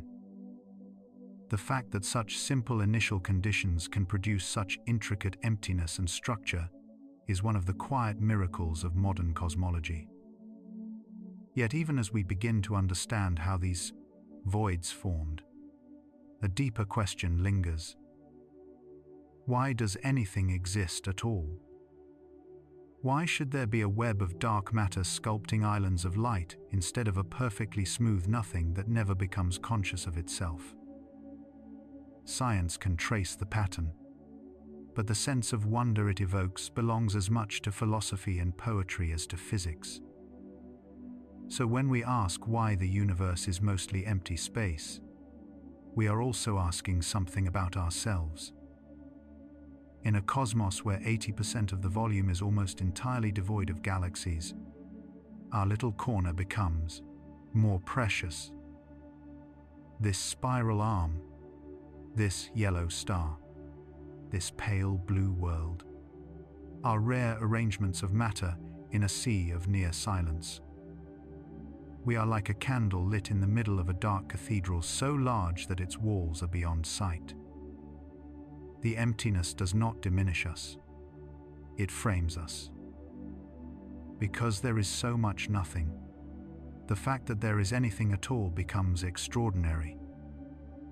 Because voids dominate the volume of the universe, a single conscious mind on a single small planet becomes something almost outrageous. As you drift with these thoughts, perhaps lying in the dark with eyes half closed, let the image of the cosmic web settle in your mind. Threads of galaxies glowing softly, crossing and weaving like veins of light, and between them the vast quiet chambers of the voids. Somewhere along one of those threads, inside a galaxy that is large but not the largest, on a world that is small but not the smallest, you are listening to the universe reflect on its own architecture. The next time you look up at the night sky, remember that most of what lies beyond your vision is not more stars, but more darkness. And yet, within that darkness, an invisible web of dark matter holds everything together, guiding galaxies along ancient paths.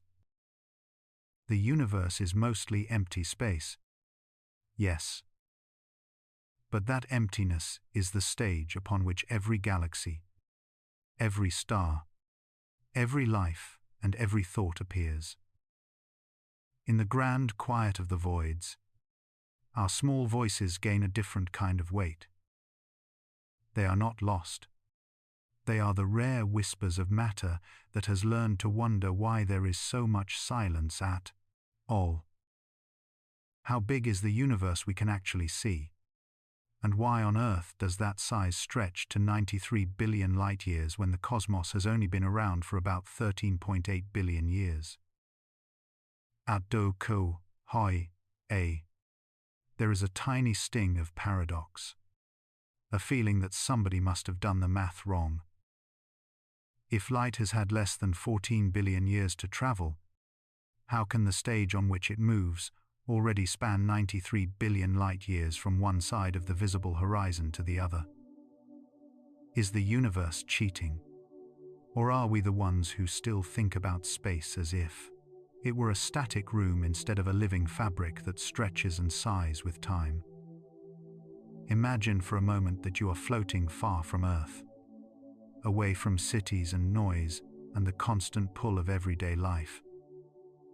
Your body drifts as if in slow meditation, and all around you the darkness is scattered with distant islands of light.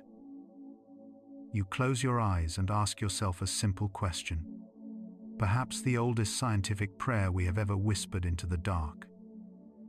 How far can I actually see from here?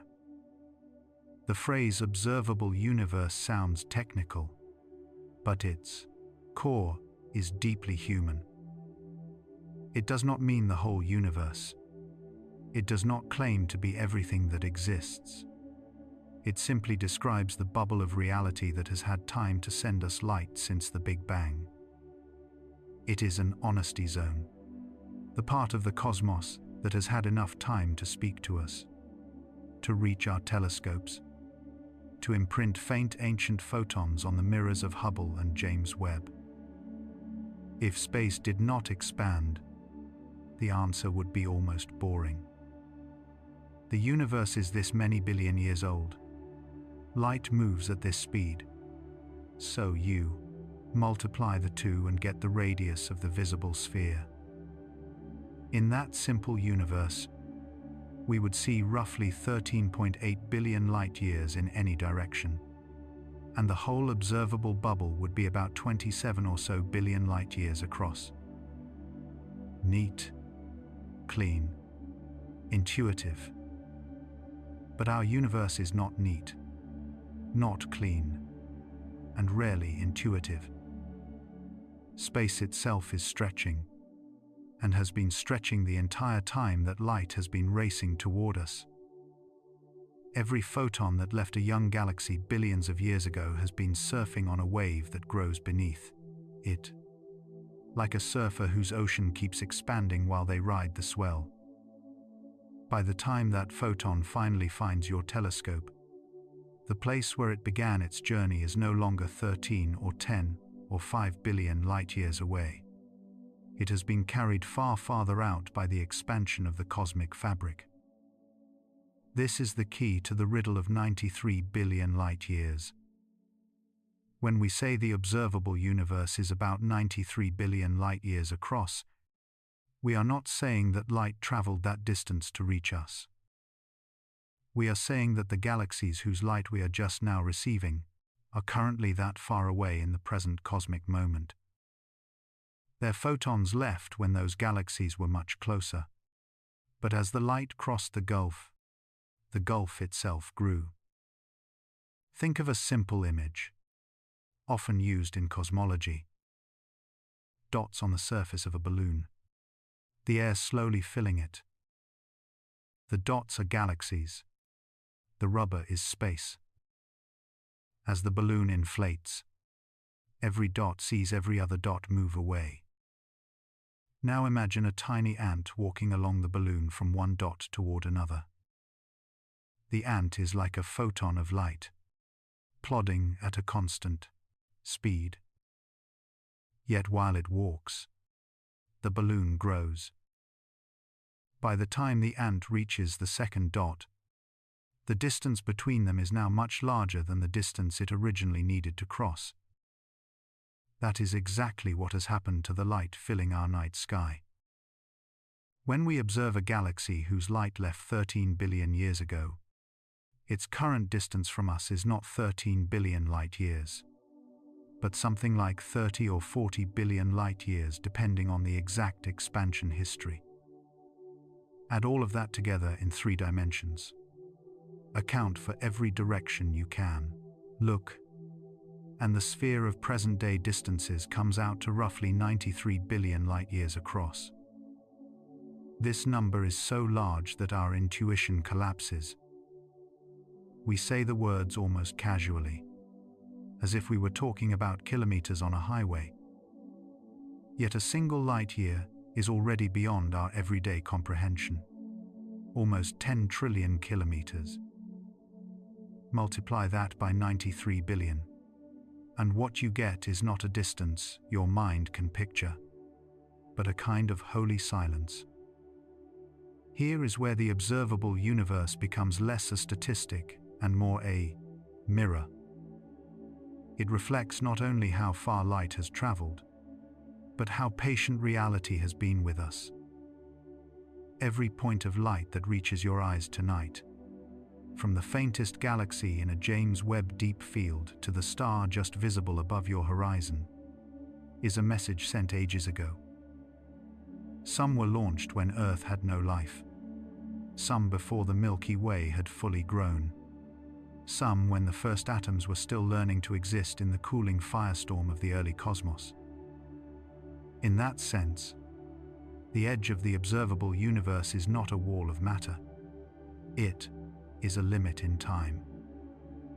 Look far enough, and you are not just looking far away. You are looking far back. At some point, the light you detect no longer comes from galaxies and stars, but from the afterglow of the Big Bang itself, the cosmic microwave background. Beyond that, there is no new light left for us to see. Not because nothing is there, but because its messages have not had enough time to arrive. This is a humbling boundary. It reminds us that our grandest telescopes are still children of time, limited not by curiosity, but by the age of the universe itself. No matter how advanced our technology becomes, We will never see beyond that horizon unless the laws of physics as we understand them change. The observable universe is not just what we can see today. It is the maximum we could ever see from our location in spacetime. Yet, even as it limits us, this boundary invites deeper wonder. If what we can see already spans 93 billion light-years, how much more lies beyond that horizon, forever outside the circle of our observation? Is the universe merely a little larger than our bubble, or does it stretch on without end? Are there regions where matter clumps into structures even grander than our Hercules Corona Borealis Great Wall? Or are we already sampling a fair slice of everything that exists? Here is where the mind slips from data into meditation. The observable universe is like a lantern in a dark forest, illuminating a finite circle while leaving the deeper woods untouched. We measure the radius of that circle with equations and redshifts, but we feel its meaning in the quiet moments when we realize just how small our village of stars truly is. The cosmic expansion that inflates our visible sphere is not an enemy of understanding. It is the very process that made structure possible. Tiny ripples in the density of the early universe grew as space expanded, hills attracting more matter, valleys losing it. From this patient dance emerged galaxies, clusters, filaments of light stretching over billions of light-years. Without expansion, the universe would be a uniform fog forever. With it, we get both islands of stars and oceans of emptiness between them. So when we say 93 billion light-years, we are really reciting the biography of that expansion. We are summarizing in one impossible number the story of a cosmos that began hot and dense, then grew cold and spacious, carrying galaxies away from each other even as their own stars drew inward to form suns and planets and minds like yours. There is also a softer side to this story. On a small rocky world orbiting an average star in an average arm of a large galaxy, a species evolved that could ask why 93 billion and not 27. Why the horizon is where it is. You are part of that species, breathing quietly while listening to these words, letting the thought of the observable universe expand somewhere behind your eyes. In that moment, the numbers stop being abstract. They become part of your inner landscape. Perhaps that is the real gift of the observable universe. It does not just tell us how far light has traveled. It teaches us how far thought can travel. From a night sky seen by ancient shepherds to satellite maps of the cosmic microwave background. From the first idea that maybe those lights are distant suns to the modern realization that we live inside a 93 billion light-year wide horizon. The journey of understanding has been astonishing. And still, the most honest sentence a scientist can say is this: we do not know how large the whole universe is. We only know the size of our observable patch. Beyond that, the cosmic ocean continues in ways we can model but not verify, imagine but not yet touch with data. So the next time you hear the phrase, observable universe, do not treat it as a dry technical term. Hear instead the quiet wonder hiding inside it. The admission that in a reality possibly infinite in extent, we have managed to chart a luminous bubble around us and measure its radius with surprising precision.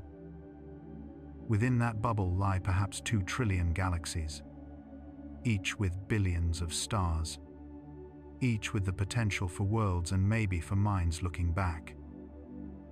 You are one of those minds, on one of those worlds, in one ordinary corner of a Milky Way drifting through the expanding dark. The fact that you can even pose the question, how big is the universe we can actually see? And why 93 billion light years?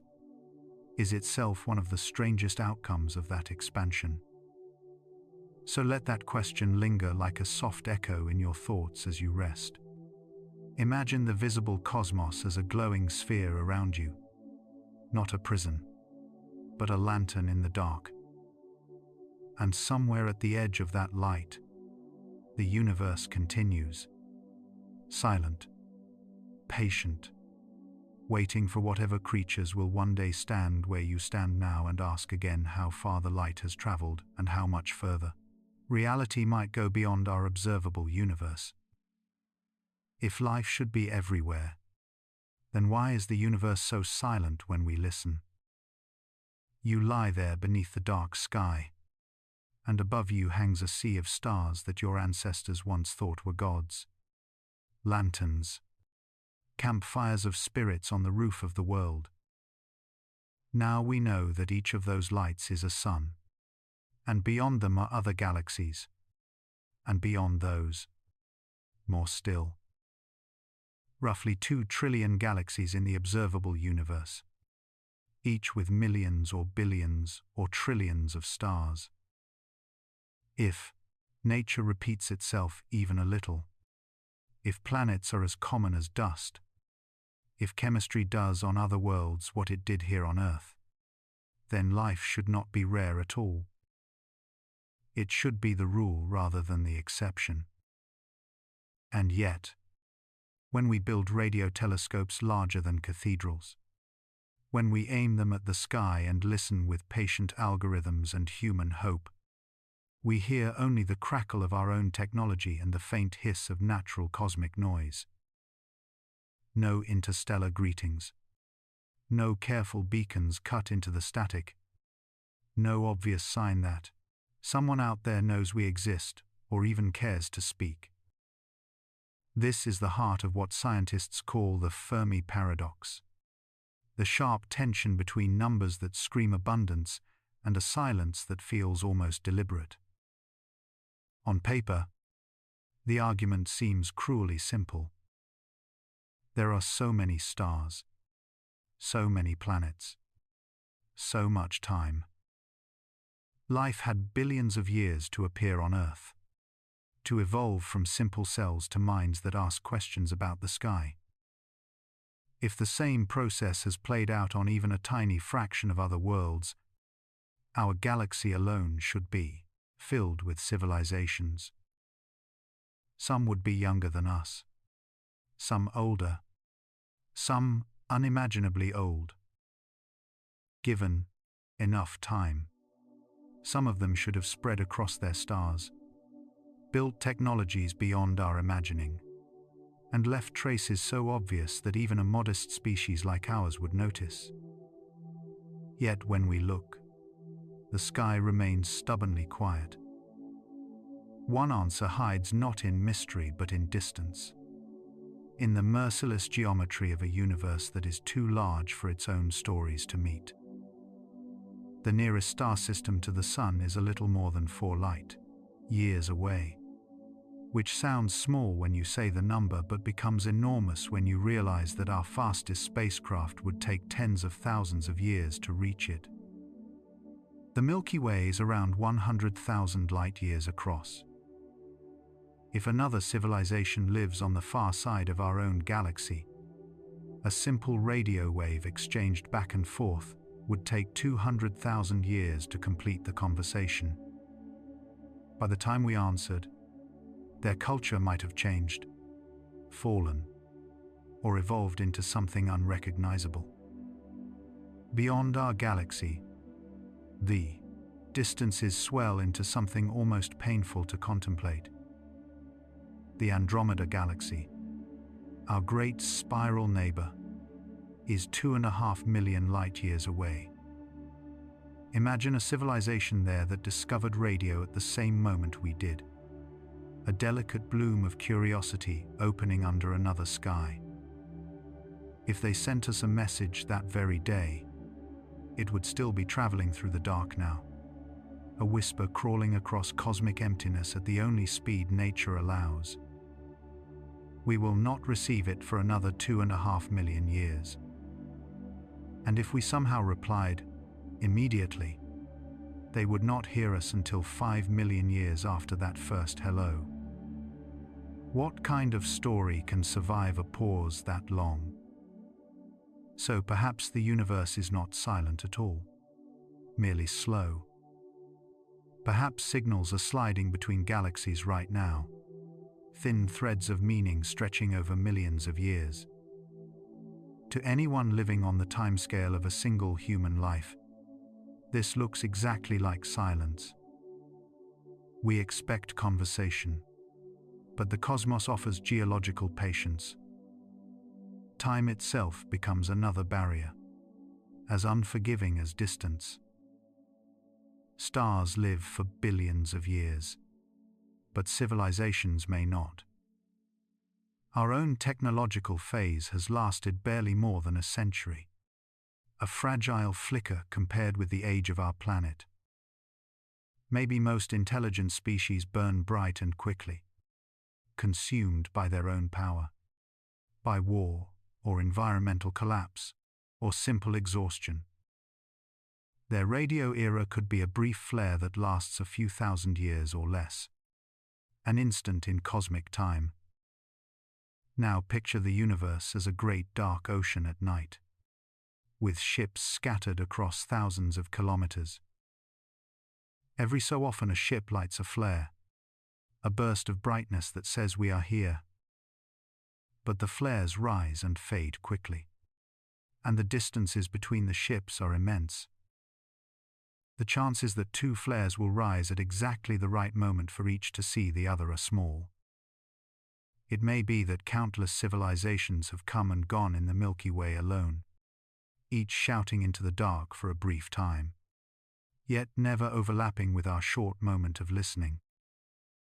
Their voices are trapped not just by space, but by time itself. Our search is further complicated by the fact that we listen in very specific ways, using tools and assumptions shaped by our own history. We point radio dishes at the sky because radio waves are cheap for us to generate and survive well over interstellar distances.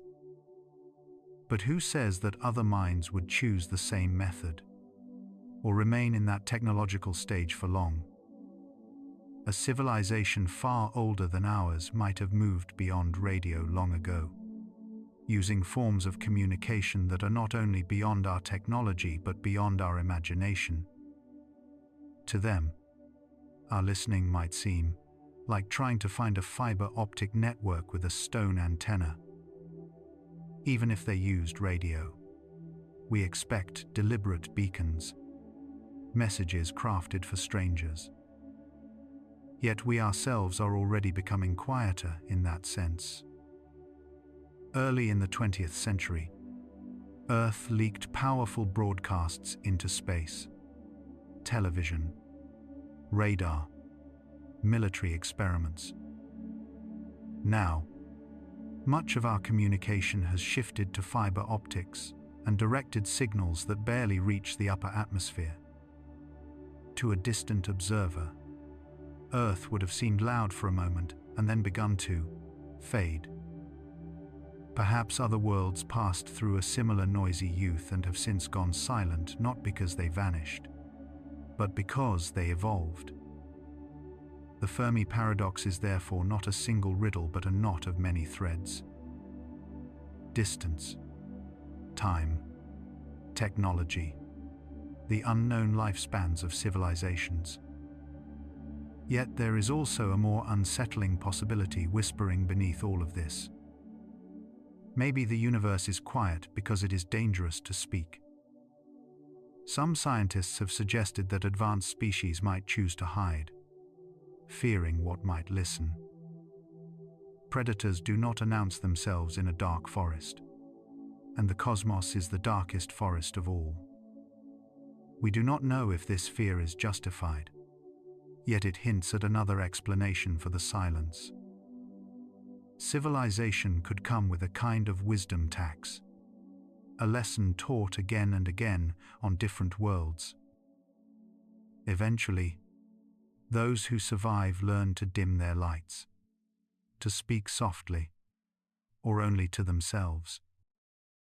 Their wonders become inward-focused, virtual worlds, engineered ecologies, philosophical explorations that do not need the stars. From outside, they would be invisible. And yet, against this backdrop of quiet possibilities, there is also a gentler thought. Perhaps we are early, not late. The universe is only 13.8 billion years old, and the most hospitable stars for life, long-lived orange suns and red dwarfs, will shine for trillions of years. We may be among the first waves of intelligence, not the last. In that case, the silence around us is simply the stillness of a play before most of the actors arrive on stage. The future may hold a galaxy alive with minds. But tonight the curtain has barely risen. When you hear scientists speak of these ideas, it can sound clinical, wrapped in equations and probability factors. But beneath the mathematics lies something deeply human, a mixture of loneliness and awe. For the first time in Earth's history, a species has gained the ability to measure the age of the universe, to count galaxies, to estimate how many worlds might cradle oceans and skies. And having done all this, we ask a question as old as the first campfire stories. Are we alone? The silence we encounter is not merely a scientific puzzle. It is an emotional landscape. It shapes how we see ourselves, how we value this fragile planet. If the cosmos is teeming with life, then we are part of a vast community of minds. If it is mostly empty, then Earth becomes something even rarer than we imagined. A single green note in a symphony of black. In both cases, the conclusion points to the same quiet responsibility: to care for this world, to treat consciousness as something precious. So we build our instruments. We refine our searches. We send out a few timid messages of our own. Perhaps no one will ever answer. Perhaps some distant intelligence will one day stumble across a faint radio echo from a small blue planet that once circled an ordinary star in the arm of an ordinary galaxy. Maybe they will wonder who we were, what stories we told, why we stopped speaking. Until then, the silence remains, vast and dignified.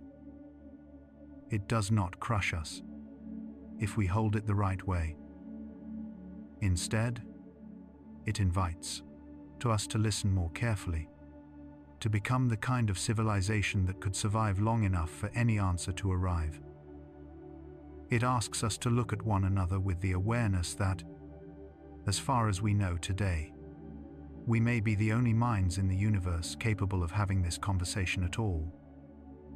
If life should be everywhere, then why is the universe silent? Maybe it is not. Maybe we are simply standing on the shore of an ocean whose waves move too slowly for us to see.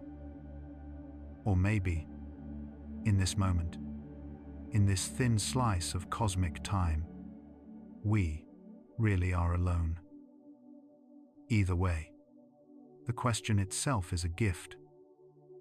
It turns the night sky into a mirror, reflecting not only distant galaxies but the shape of our own hopes and fears. And as you drift towards sleep, listening to the quiet between the stars, you become part of the answer the universe is slowly writing. Are we sure we understand what the universe is made of? We look up at the night sky and we see stars, galaxies, glowing nebulae, the soft river of the Milky Way. Our minds instinctively whisper that this is the universe itself, shining and complete. Yet modern cosmology leans close and quietly says something unsettling, almost paradoxical. Everything we can see with our eyes and telescopes, all the stars and planets and gas clouds and dust, every atom that ever formed a world or a human being, adds up to perhaps 5% of reality. If 95% of the cosmos is made of something we cannot see and do not yet understand, can we honestly say we know what the universe is? That question hangs in the dark like a lantern, small but impossible to ignore. It is the question that turns the quiet sky into a kind of riddle, a puzzle laid across billions of light years. Astronomers did not start out hunting ghosts. They started with light, with the gentle glow of galaxies turning slowly in the dark. When they measured how fast those galaxies spin, they expected the outer stars to drift more slowly, just as the outer planets in our solar system move more gently than the inner ones. But the data refused to obey. Stars far from the galactic center were moving too fast. Fast enough that by the rules of visible gravity they should have flown off long ago into the void. To keep a galaxy like the Milky Way bound together, there must be more mass than what we see shining in starlight. Something invisible is holding the stars in its unseen embrace, an immense halo surrounding each galaxy. We named that missing presence dark matter, not because it is evil or ominous, but because it does not shine. It does not interact with light in any way we can detect. Step by step, from rotation curves of galaxies, from the way massive clusters bend the path of light through gravitational lensing, from the delicate pattern of temperature ripples in the cosmic microwave background, a consistent picture emerged. Roughly 27% of the total cosmic budget is made of this dark matter, a kind of scaffolding on which galaxies and clusters assemble. Like the hidden bones of some vast celestial creature, it gives shape and structure to the universe we can see. Yet even as we speak about it with numbers and models, dark matter remains more question than answer. We do not know what particle carries it, if it is a particle at all. We build detectors deep underground, shielded by rock and silence, waiting for a rare whisper of interaction with ordinary matter. So far, the universe has kept it secret. As if that were not humbling enough, observations of distant supernovae in the late 20th century revealed another surprise. When astronomers measured how rapidly galaxies are receding from us, they expected to find that the expansion of the universe was slowing down, held back by the mutual gravity of all matter. Instead, the data pointed to something stranger. The expansion is speeding up, as though space itself is pushing galaxies apart with an invisible pressure. To account for this cosmic acceleration, we invoked another unseen ingredient: dark energy. It behaves not like matter but like a property of space itself, a gentle but relentless tendency for the fabric of the universe to stretch faster and faster.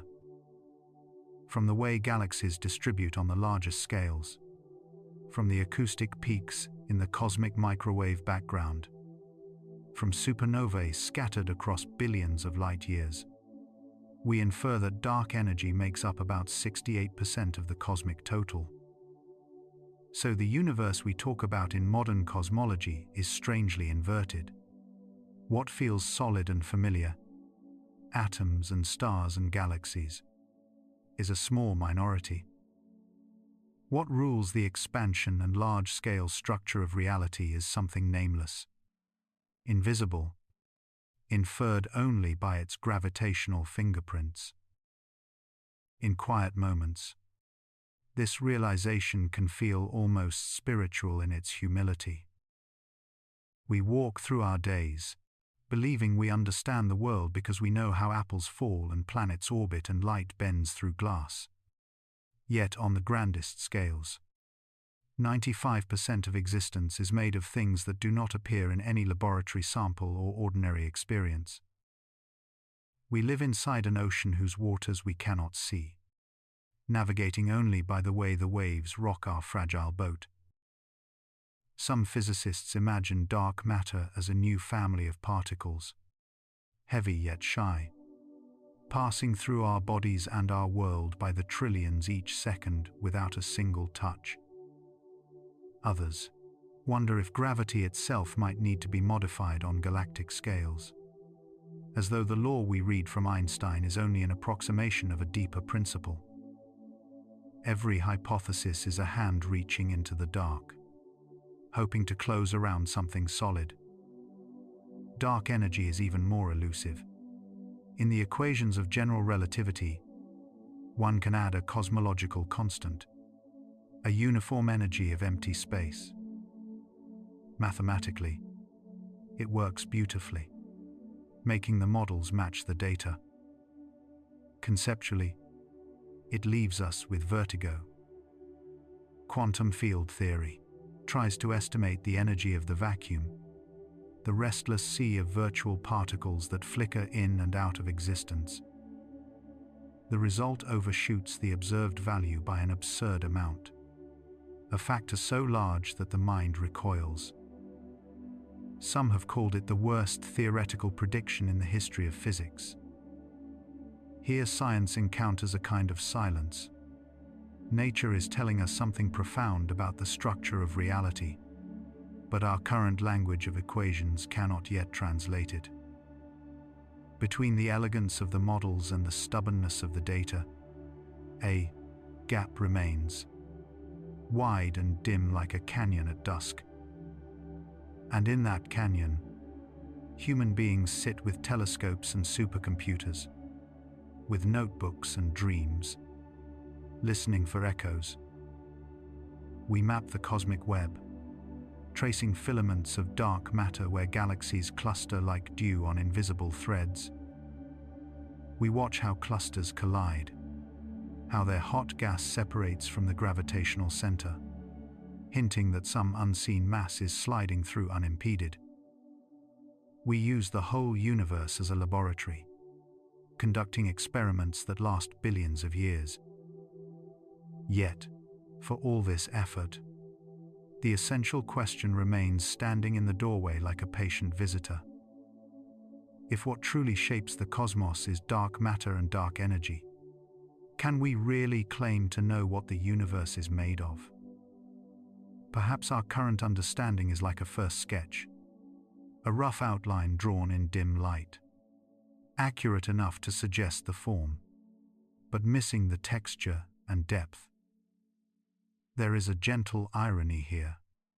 On a small planet circling an ordinary star in the spiral arm of the Milky Way, fragile creatures made of stardust have managed to measure the ingredients of the cosmos with remarkable precision. We can say with confidence how much dark matter and dark energy the universe appears to contain. Yet we cannot say what either of them truly is.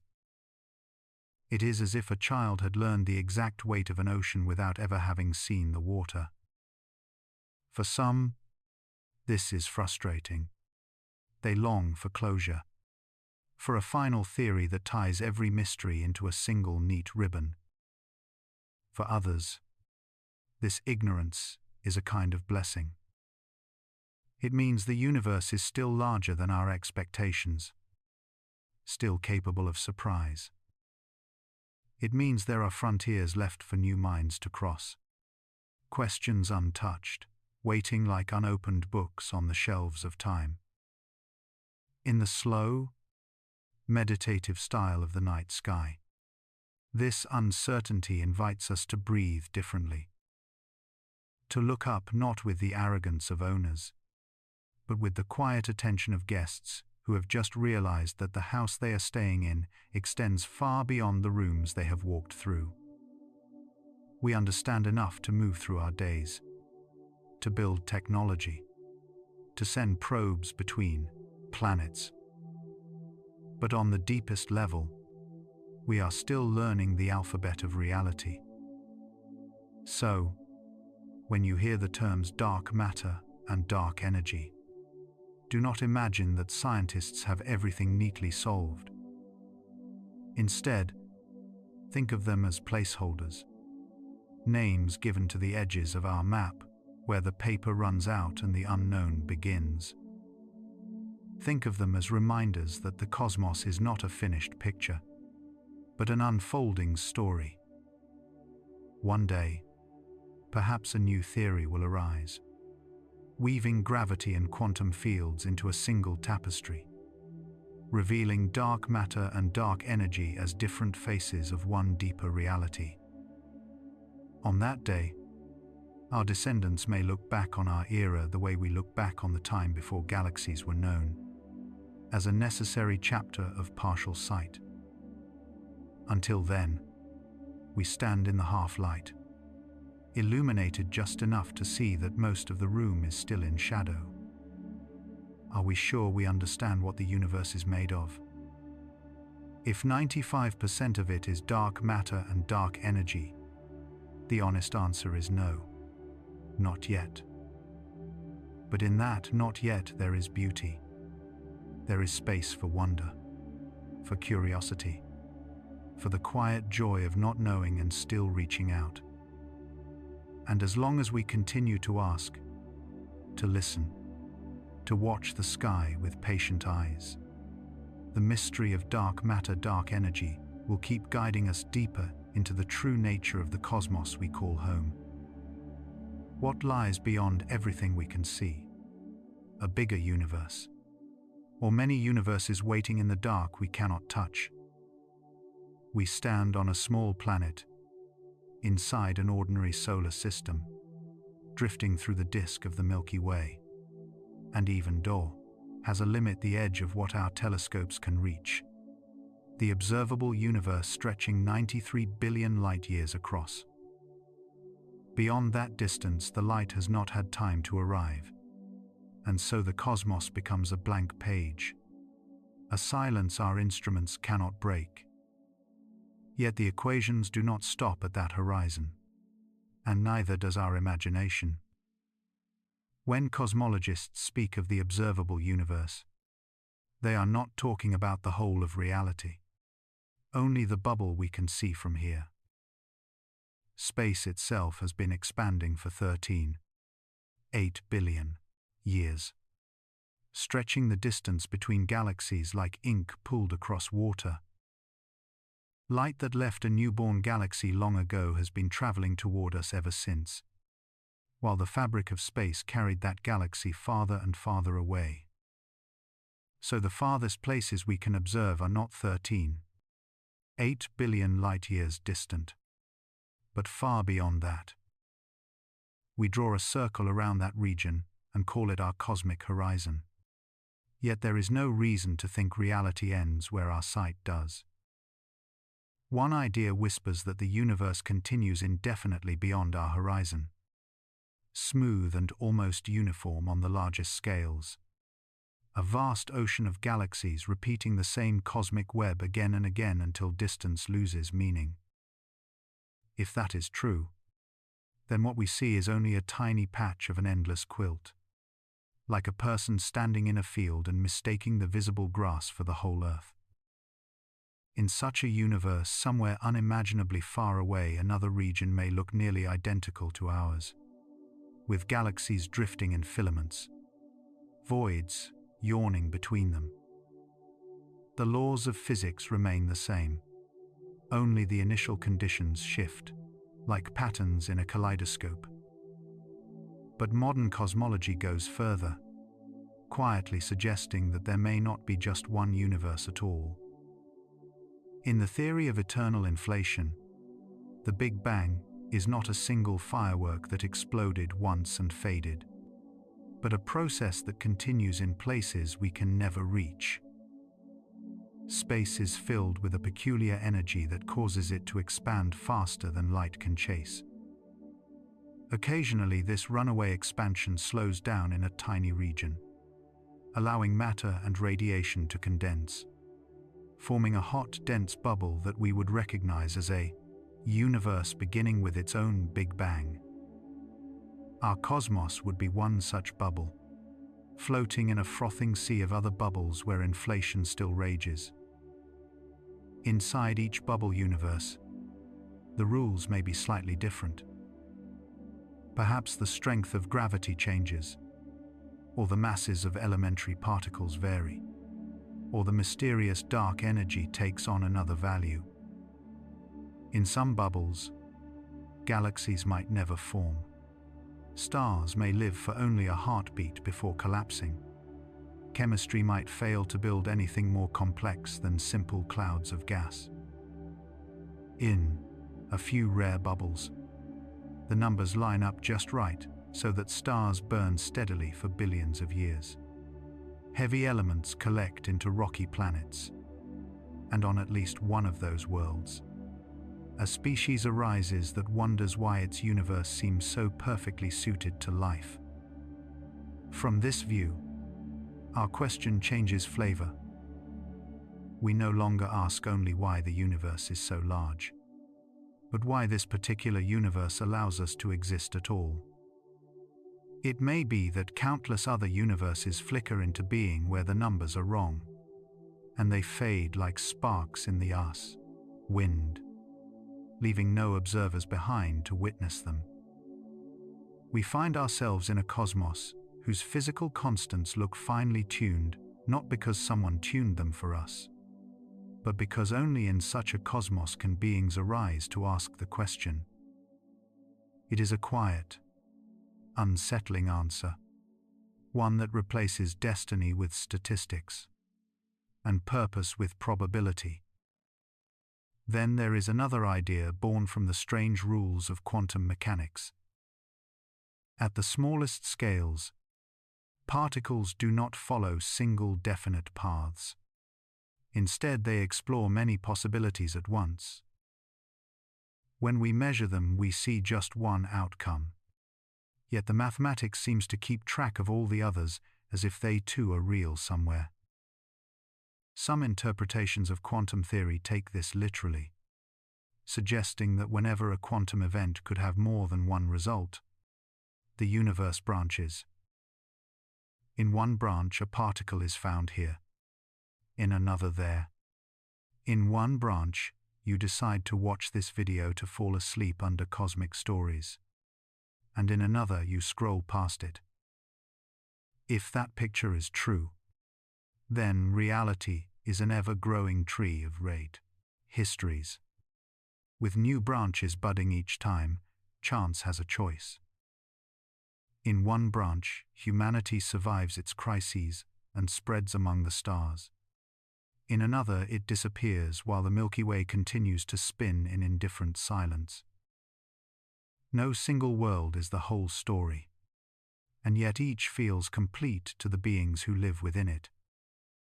The multiverse in this sense is not separated by vast distances in space, but by differences in possibility, like overlapping melodies that cannot quite hear one another. When we step back and let all these ideas wash over us, something interesting happens inside the mind. Our familiar sense of scale begins to crack, first slowly, then all at once. The Milky Way already dwarfs our daily worries. The observable universe dwarfs the Milky Way, and the multiverse dwarfs even that. In a reality that may contain endless space, countless bubbles of space-time, and innumerable quantum branches, what weight can one human life possibly carry? At first, this can feel crushing, as though we are less than dust on the surface of an invisible grain of sand. Yet there is another way to listen to this story. Imagine the vastness not as something that erases you, but as the stage that makes your existence astonishing. Out of all the possible universes, all the random combinations of physical laws and initial conditions, you find yourself here, in a bubble where stars live long lives, and carbon can form chains, and water can flow across the surface of a small blue world. Out of all the branching quantum histories, this is the one you are conscious of right now, listening to a voice drift through the dark like a distant radio signal from a friendly ship. If reality is truly infinite, your exact life may be statistically insignificant. But significance is not a number the cosmos hands to you. It is something you feel and create, in the choices you make, in the kindness you offer, in the curiosity that keeps you awake just a little longer to hear how the story ends. A universe can be vast and indifferent, yet the meaning you give to your small corner of it is entirely real to those who share it with you. In that sense, you are not competing with infinity, you are illuminating it. There is also a quiet discipline of humility that grows from contemplating the multiverse. Our theories are powerful but incomplete, our observations deep but still narrow. We build models of inflation. We write equations that allow multiple universes to bloom from the mathematics. Yet we cannot step outside our own bubble to check directly. We search for subtle fingerprints in the cosmic microwave background, for patterns that might hint at collisions with other universes, for slight imprints that inflation left behind.